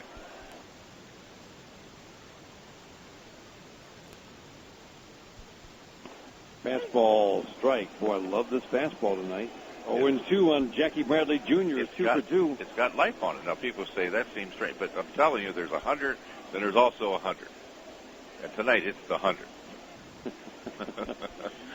We've seen the other one, and That's right. It's hittable. Yeah.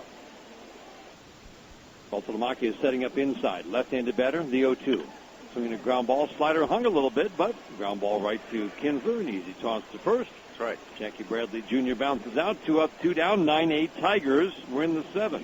Going to take to see the Tigers play the Astros this Friday, plus a 16-ounce Miller Lite for as low as $19. It's Friday night partying package.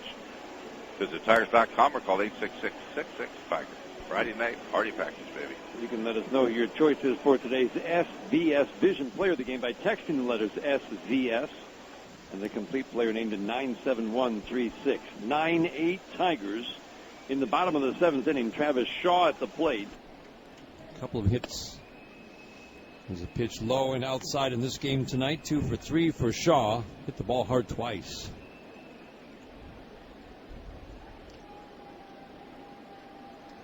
He's got an upright stance, very deep in the left-handed batter's box, off the plate, upright and open, and then he kind of dives into the plate. There's an off-speed pitch for a strike on the inside corner, 1-1. I like that stance. I talked to young kids about a stance like this where they don't pull off the ball. You cannot pull off the ball if you stride like he does.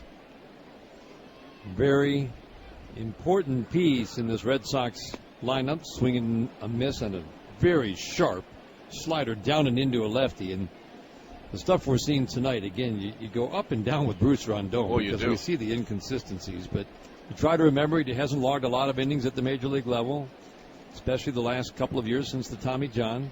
But you see pitches like this and you think, this is the real deal tonight. It's as good as you can get. The 1-2. Whoa. 100 miles an hour up and away. That's a good play. Right. That's a good glove by Salsalamaki. Well, you're on high alert when you catch a pitcher like this. We talk about that pitch for catchers who set up low and the pitch goes 100 miles an hour high. You better be ready, baby. Spring out of that kneeling position.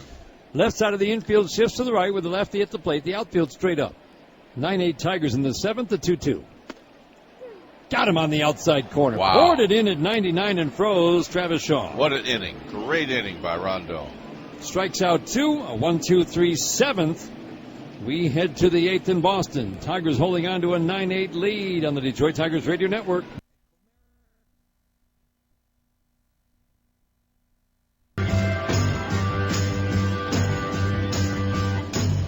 Tigers take a 9-8 lead to the top of the 8th inning here in Boston. A bases loaded walk right now is the difference in the game. Tyler Collins working Robbie Ross for the walk. Junichi Tozawa takes over on the mound for the Red Sox. Just to change Western New England, Michigan Ford dealer. This is the 38th appearance for this right-hander. Good strikeouts, 39 strikeouts, only 8 walks in 34 and a third innings of work. 5 home runs, though. But just the command with this hard-throwing right-hander is very good. Shane Green getting loose in the Tigers bullpen. That was a big, important inning from Bruce Rondon. It was that was the real Bruce Rondon. That's what you're looking for, was some consistency of what we saw here tonight.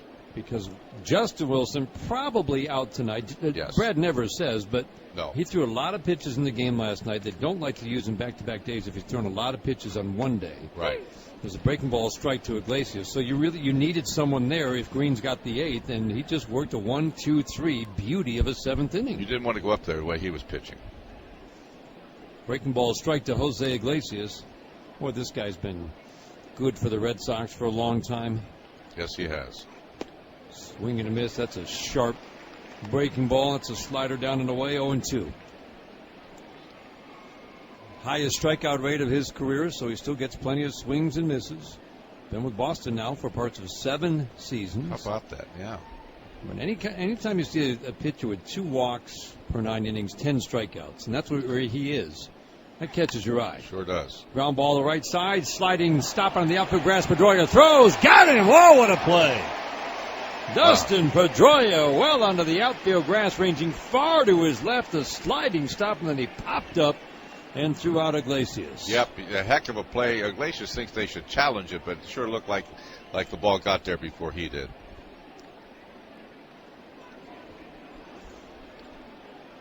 Heck of a play. What athletic ability by Pedroia. Boy, are the Tigers going to challenge? Are they? No. That was really close on the replay. I thought live that he got him. Tigers are not going to challenge. No. Fine double plus play. Yes, but Iglesias just every time up, he thinks he's going to get a hit.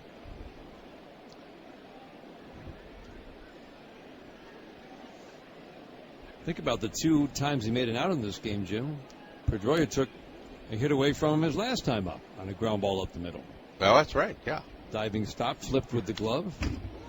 Miguel Cabrera at the plate. He takes a big cut at a fastball, fouls it straight back.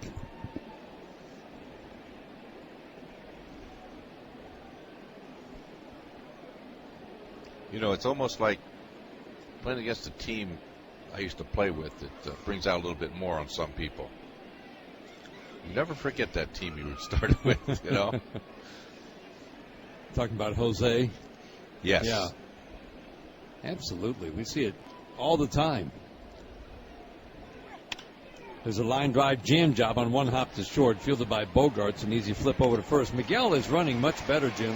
He really is. That's twice now. I mean, yeah. He's actually picking him up and running hard to first base. Yeah, that double play ball he hit into, that was very close, and normally they would be out by quite a margin. I think that's a good sign. It is a good sign. They got his kitchen there.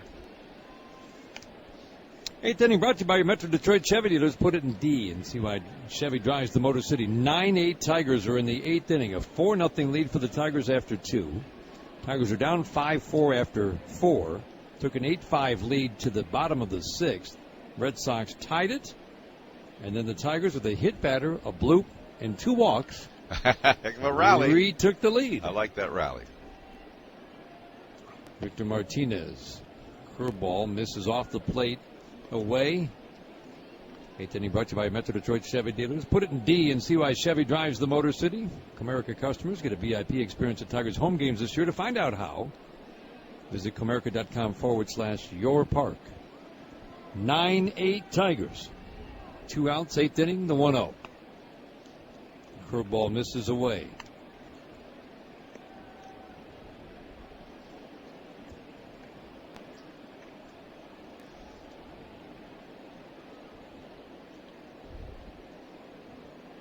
Part of an important setup crew. Barnes, Tazawa, probably soon to be Ziegler ahead of Craig Kimbrell when he's healthy. That's right. There's a soft tap foul right at home plate. 2-1 on Victor. Tigers trying to make it 2 straight to start this 3-game series. The Red Sox have been dominant here at home. It took them a while, but they really heated up because they were home all this month. They're going to be on the road a lot after this series. 34-22 record coming into this series at home, and the Tigers have a chance to take the first 2. Absolutely. Victor's waiting on a 2-1. Batting lefty against the righty. From the stretch, Tazawa's 2-1. Bounces. 3-1 on Victor, and Castellanos is waiting on deck. Miguel Cabrera with a 2-run home run in the first got the scoring started. Collins and Iglesias with RBIs in the second. Jared Saltalamacchia with the big 2-out, 2-run single in the 4-run 5th inning. Victor had an RBI single earlier in the inning. Upton hit a ball hard to drive in a run. And then the last RBI run batted in on a walk. That's right. That's right. That's a big RBI there by Collins. What an eye. Victor's waiting on the 3-1 pitch on the way. Swing and a miss. That's a good change. Ooh. Yeah, that's a splitter, and then it just disappeared. Down in the strike zone. When it starts low, you're always told, lay off it. Really? Yeah, you try that. Knee high, almost bounces. 3 infielders on the right side, so it's Pedroia out of the outfield grass. In between Shaw, who's just to the right of second base, and the first baseman, Hanley Ramirez. The 3-2. Bounced again, and Victor, good at bat. Draws the walk. 9-8 Tigers. They would love to add on. They've got it lined up for Green and Francisco Rodriguez with the 8th and the 9th. Well, you always love insurance runs no matter where, but especially here.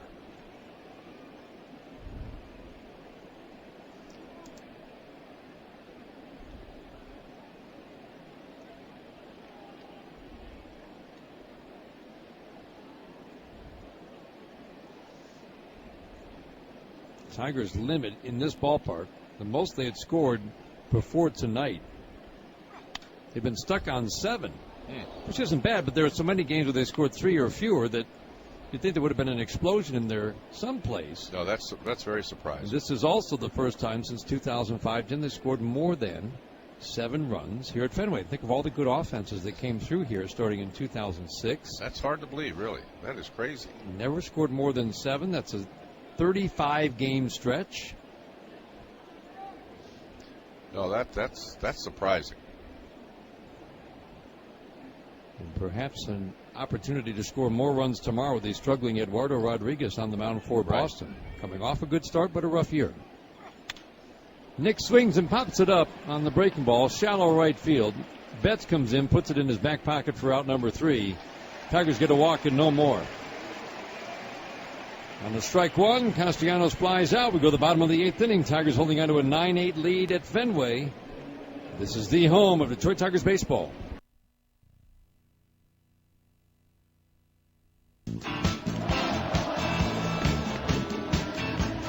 Sweet Caroline, the 8th inning tradition it's here at Fenway Park.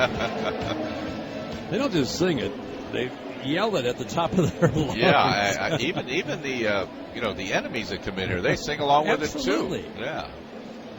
Tigers with a 9-8 lead as they go to the bottom of the 8th inning. Shane Green takes over on the mound. As you change back to your Southeast Michigan Ford dealers, you visit Mike Dorian Ford in Clinton Township.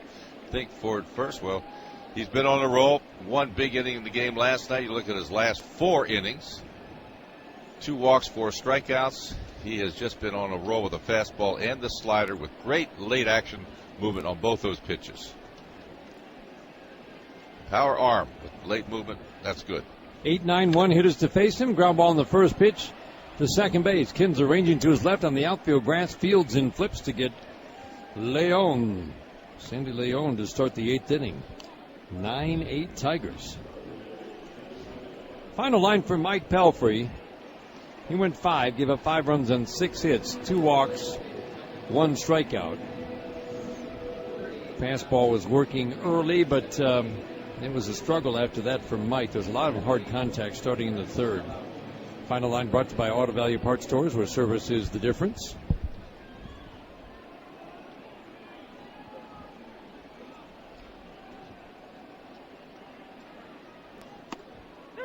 $38,378.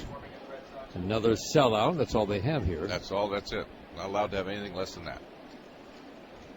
Packed into this ballpark tonight. Attendance brought to you by Fraser Forklifts, your home for commercial and industrial equipment. Strike 1 on Brock Holt. 9-8 Tigers in the 8th. Cut fastball sails up and away at 89. Holt 0 for 2. Reached on a key error by Ian Kinsler. I can't remember the last time that no. So dependable that he made a mistake like he did. It's a fairly routine play. The ball just kind of stuck in his hand and threw it out to center field. Instead of backhanding it to Iglesias, he backhanded it to center field, as you said. There's a swing, a little tap foul at the plate. But you know what? Like Ian, when you make the error, you don't put your head down, and all That's that. Right. You say, hey, come on, let's go get him. We'll get him. Went right to the mound. Absolutely. And he was trying to pick up the guy he just let down. Kyle Ryan. So don't worry about it. Yep. We'll get him. Yeah, I mean, that's what you do. Got to keep your dauber up. 1 ball, 2 strikes. Sound advice for everyday living. Thank you, sir. The 1-2. Fastball down and in. Holt reached on that error, later scored in what turned out to be a 3-run inning. That error opened the door for the 3-run inning. Tied the game at 8. Tigers untied it in the top of the 7th. 2-2. Line drive off the glove of a diving Kinsler, but he'll pick it up and throw and get Holt at first. What a play by Kinsler. Dove to his left, basically knocked down the line drive, spun around, and from his knees he threw out Holt. Well, just fantastic. The quickness, the athletic ability, the ability to get up and throw that ball from way down under like that. And the big man was waiting for it, just flying through the air with the greatest of ease. How about that ball? Just a sinker over to first. The big man takes care of it. That ball stayed right by him when he knocked it down. What? That's just a great play. He's a terrific player. Oh, my goodness. What a player. 4-3 in your scorebook with an exclamation point or 2. 2 outs, bases empty. Top of the order, Mookie Betts. The bigger, slower breaking ball. That almost looked like a curveball. He doesn't really throw one. It's slider, cutter, fastball. I think that was like a front door curveball. In between, curveball and slider. In fact, it was a good call. That's that pitch goes around the plate. Terrific call. Mookie Betts 2 for 3 plus a walk after an 0 for 5 night last night. A rare 0 for 5 on this terrific leadoff hitter. Power, average, steals bases. Crossfire fastball misses outside at 96. 9-8 Tigers are in the bottom of the 8th inning. If Green gets Betts, then Francisco Rodriguez would face the same 3 batters that he faced in the 9th inning yesterday. Yeah, he's been through that before. The 1-1. Swing and a miss. And he's breaking out the slider tonight. He does not throw it much. No, that is a heck of a sweeping slider. Yeah. Tim, he's just growing more and more comfortable in this setup role. I love his arsenal, and there's a lot of things he could do with that type of arm, or pitches I'm talking about, that he could add to his arsenal.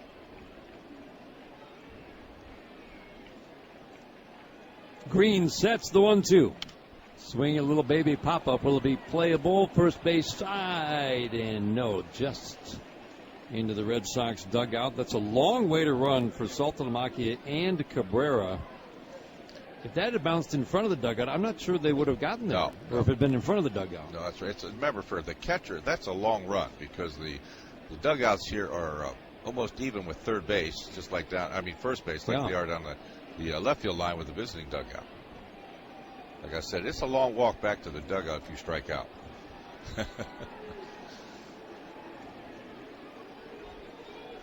Righty against righty in this matchup. Betts waiting at another 1-2 on the way. Swinging a line drive softly right to the glove of Ian Kinsler. Shaded up the middle. He grabs it moving to his right. Betts is out. A 1-2-3 8th inning that featured a fine play by Ian Kinsler to take a hit away from Holt. Every night, Ian. We head to the 9th inning. Tigers on top 9-8 on the Detroit Tigers Radio Network.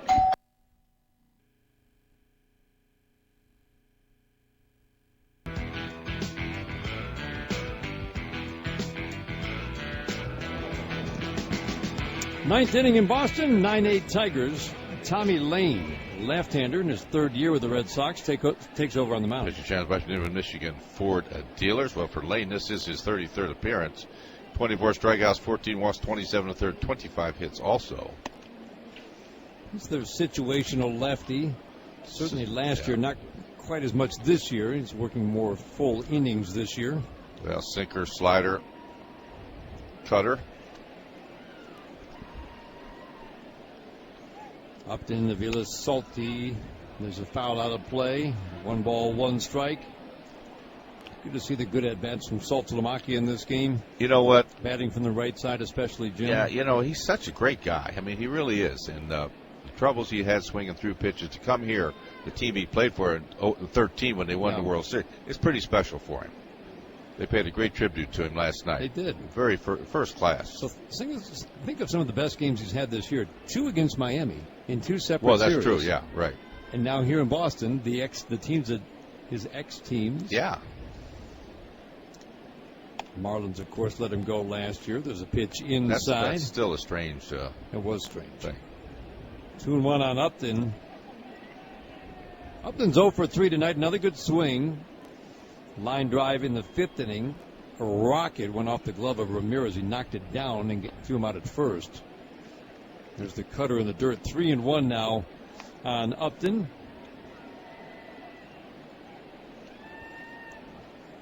Walks are a problem for Tommy Lane. It's been a problem most of his career, especially the last 2 years. When you're striking out 8 per 9 and you're walking 5, no good. It's it's tough. I Yeah. mean, you're lucky to have an ERA under 4. 3-1 pitch, fly ball deep left center field, and this one is going to go off the green monster. Played perfectly by Bradley. Upton to second, throw won't be in time. A bullet off the wall, and Justin Upton's good swings continue. On a 3-1, he doubles to start the 9th. Well, that's what happens when you don't have good command and you fall behind in the count and you challenge somebody like Upton, who all of a sudden, I would say over the last week or 10 days, is smacking the ball awfully hard. And the center fielder played that perfectly, but Upton could run also. He smothered the bag, make sure nobody tags him there. Command, command, command. Indians just kept coming from behind. And here's a bunt attempt by Aviles, and it's going to kick foul. Landed on the grass down the first base line and then kick foul. Strike one on Mike Aviles trying to get Upton over to third. Washington Nationals had a 5-2 lead, gave up runs in the 7th, 8th, and 3 in the bottom of the 9th. And Cleveland beats Washington 7-6. No kidding. Francisco Lindor wins it with a single. He's pretty good. 3 in the bottom of the 9th. See, the closer was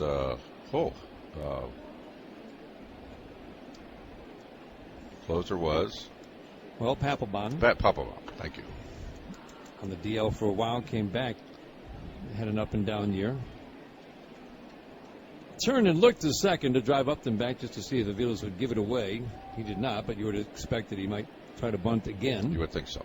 Got to get him over third or get him in. Would be nice too, but if you're bunting, you can't do that. Pinching in tight at the corners. Aviles bunted, throw down to second, but Upton's going to third, and he'll be thrown out easily. Dan, you've heard me say this many times. That's a tough play for the runner at second base. And they got him off the base too far. He had no choice but to go ahead. You're in that's a funny zone out there for you. They executed it perfectly.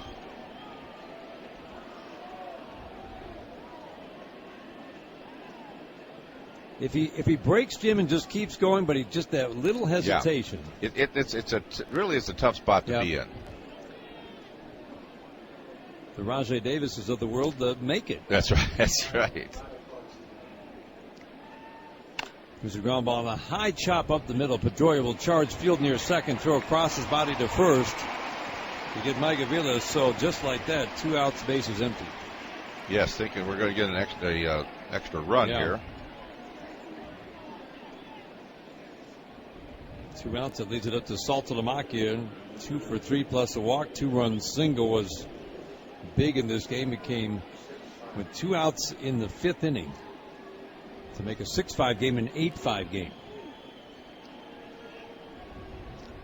For Tigers double this season is a Wallside Windows double. Enter to win a door wall from Wallside at cbsdetroit.com/Wallside. Line drive, base hit into center. How about that? A 3-hit night for Saltalamacchia. Beautiful. Again, he beats the shift. 3 infielders on the left side. And Saltalamacchia punches it to the right of second base into right center. 3 for 3 or 3 for 4 plus a walk. Good for him. For a lot of reasons. Yep. That put out on Upton, not a caught stealing. It's just 2-6-5. Catcher to the shortstop Bogarts to the third baseman Shaw.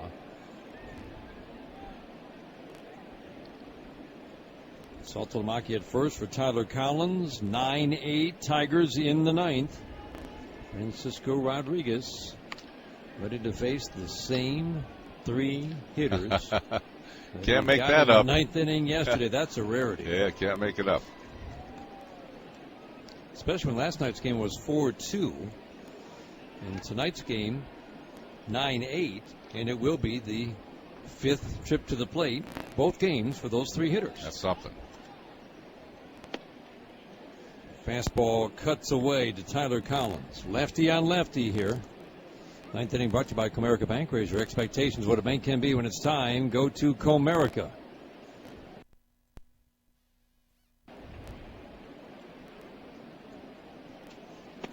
Tough at bat for a lefty. But you know, just go back to that walk that he had to drive in the run. That was spectacular. That was against the lefty, Robbie Ross. Yep. Really like what he did on the 3-1, Jim. He was taking all the way. Absolutely. He was wild, talking about Ross. He was going to make him throw 2 strikes, and he couldn't. No, he couldn't. No, you're absolutely correct. Collins showed bunt, pulled the bat back. It's a pitch outside. 2-1 on Tyler Collins. Lefties having more success this year than they have in any other year against Tommy Lane. Hitting 269, no power, but past years has been closer to 150 for left-handed batters. The 2-1, low and outside. Another good at bat for Tyler Collins. 3-1. Well, these left-handers with lack of command, it's going to drive Carl Willis, pitching coach, bananas. 1 for 3 for Collins tonight. 2 RBIs with a single and a bases-loaded walk. 3 infielders on the right side. The 3-1, swinging a line drive and picked on the in-between hop by Pedroia. Oh, man, he's put on a show tonight. Yes, he did. What a pickup that was. Oh. Hot shot, and he just, with a quick glove, picked the in-between hop. Another great play. You're not kidding. Bottom of the 9th coming up, 9-8. Tigers lead the Red Sox. This is the home of Detroit Tigers baseball.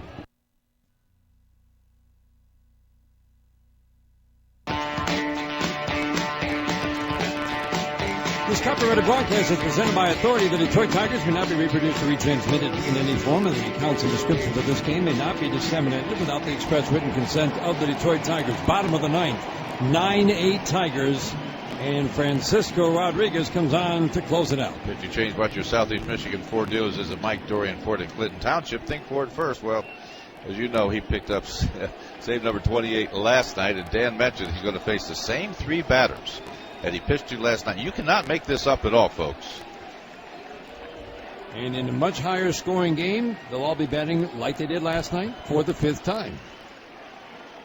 First pitch to Pedroia. Fastball strike. So, Jim, it really is rare to see this. It is. The same 3 hitters. Right.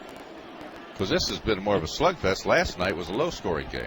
He got them easily last night. Easily. Very easily. Any advantage hitters facing him for a 2nd straight night. Advantage, but still doesn't mean you're going to be able to hit him. Swing and a miss at a changeup. That's how he got Pedroia last night. Because, I mean, those were his 2 pitches. Fastball, changeup, with the occasional curveball, and maybe just mixes the order a little bit. A little bit, but, you know, his changeup's at the state right now where you could tell him it's coming. Right. You can't wait for it. Anywhere from 80 to 85, really. Right. I mean, he really does consciously change speeds with it. Absolutely. At those little increments. The 0-2. Curveball low and away. I mean, it's agonizing to bat against him, let's face it, when he's right. Because he could make you look silly. Pedroia struck out last night swinging on a changeup. Bogarts in a 9-pitch battle popped out, and David Ortiz hit a soft little tapper. That was amazing, that one. Right back to K-Rod to end the game. 9-8 Tigers in the bottom of the 9th. The 1-2. Fastball high and outside. 2 balls, 2 strikes. Pinnacle Homes wants to thank you for listening this season, for your support of Michigan-based companies such as Pinnacle Homes, tradition of luxury quality family, headquartered in Bloomfield Hills. Back and forth game. Tigers have the 1-run lead in the 9th. The 2-2 is swinging a ground ball softly. Backing up the plate is Cabrera. Underhand flip leads K-Rod to the bag. 1 up, 1 down in the 9th. It's very simple. What could he do with that pitch? Hardly anything. Just to put it in play was an achievement. Michael Fulmer against Eduardo Rodriguez. Rodriguez again coming off a good start, but an ERA near 7. Michael Fulmer, just look forward to seeing him pitch again. This is going to be a challenge for him. Tigers have a couple of off days coming up, so they do know their rotation for the weekend. So it'll be Boyd and then Justin Verlander and then Pelfrey over the weekend against Houston. So Sanchez will be pushed back in another off day Monday, which is kind of rare. That at this time of year, that is very rare. So they'll probably take the opportunity, if Norris has a good start Thursday, Jim, to push Fulmer back a little bit more. Could be done. With the 2 off days. They're looking for those opportunities. Right. They'll make the start tomorrow and then maybe a few extra days in between before his next start. Change up, strike one. But Xander Bogaerts at the plate. Look forward to watching Fulmer pitch because he's such a young kid like that with his arsenal, the way he attacks the hitter. It's pretty special. Really is. Saltalamacchia behind the plate again. He's been catching him lately. He has been catching. You are correct. Strike one, swinging a line drive, passed. A diving Kinsler knocked down K-Rod, and Kinsler almost made the grab. A bullet off the bat of Bogaerts. Well, you're right. Kinsler almost made the play. He came very close to spearing that ball. He's watching it up on the video board to see how close he came, because that was an absolute blast. You can't hit it any harder than that. No. So, those who stayed. This is what they've been waiting for. Ah, what a show. Oh, you just hate to see this. David Ortiz strides to the plate. It's a show. K-Rod falls off the mound toward the first base side. The ball went right over his head, so he tried to grab it and get out of the way all in one motion. Didn't work. Behind him, Kinsler flew to his right, trying to get it just by his glove. Kinsler and Pedroia putting on a show defensively here tonight. Sure are. David Ortiz at the plate. 3-run home run in this game. First pitch from K-Rod, change up low and outside. It just looks like he's seeing everything. Yeah, he does see everything. I mean, he's just taking pitches with great confidence. He's looking for one pitch here, and he's going to guess. Left side of the infield shifts to the right. Romine at third. Well off the line. Iglesias shades up the middle. And K-Rod get the ground ball. The pitch. Swinging a ground ball hit hard to Kinsler. Down to Iglesias one. Relay to first. Tigers win. Way to go. You called it. Way to go. Francisco Rodriguez gets the game-ending double play, and in a wild one here at Fenway Park, the Tigers lose a 4-run lead, lose a 3-run lead, and win it thanks to a bases-loaded walk in the 7th inning. Well, this was a hard-fought victory, wasn't it? Bullpen does the job. Our final score at Fenway Park in Boston, the Tigers make it 2 straight over the Red Sox with a 9-8 win. Dan Dickerson and Jim Price. Tigers win a wild one here at Fenway Park in Boston. 2 straight to start this 3-game series, which means the Tigers have won a series here. We'll start right there as our stat of the game. Stat of the game brought to you by Dunham Sports. Big names, lower prices, delivering value since 1937. Jim, it's just the 3rd series win in this ballpark in the last 15 series, going back 14 years now. And that's our stat of the game, along with the 9 runs that the Tigers scored, because it's been a long time since they've had an explosion in this ballpark. But let's start with just a series win with 1 game to go. I think it's just fantastic. Come in here, play this ball club here, packed house all the time. The atmosphere is big time, and they're hitting the cover off the ball, talking about the Red Sox. And the Tigers came in here after a very tough Sunday and won last night, which I thought was incredible, and then came out here tonight. You know, just to let everybody know that this is a good ball club, and they can step it up, which they did. And to think how all the runs that were scored, I mean, it was just great how they kept adding on and so forth, and to win it basically on a walk. Tigers have been without Cameron Maben for the last 3 games. They've been without J.D. Martinez, obviously, for a while now. But, Jim, this is a good offensive performance when you look at how consistent Stephen Wright had been all year long for Boston. He's been lights out up until tonight, and a knuckleballer, when they're right, they're hard, they're dangerous. But tonight he didn't have it. It was obvious that he didn't have it. But the hitters, the Tiger hitters, took advantage of it. But a lot of walks by pitching for the Red Sox. It really helped the ball club. And that one rally they had, I think, 1 hit in one rally. So things like that, we get 1 hit, a couple walks, and so forth. That helps a lot. And one more stat that you just have to mention, that would be 6, Jim. 6 outs that Francisco Rodriguez recorded in the 9th inning the last 2 nights against the same hitters. 2, 3, 4, very dangerous in that Boston Red Sox lineup. Yeah, very much so. And when Bogarts got that base hit, well, that's just set the stage. People are going crazy, because Big Poppy's coming up. You called it. Double play would be nice. Double play. He was looking for the changeup, and he got it. But guess who was there? Ian Kinsler. So they made it look easy. By the way, that's a donation to Jack's Place for Autism, donated by Zilber Buick GMC. A lot of fun here tonight. Just a lot of fun is right. 2 good wins here in Boston. Tigers win tonight 9-8, improved to 53-48 with the win. The Red Sox fall to 55-43 with the loss. Stay with us. More postgame after this on the Detroit Tigers Radio Network.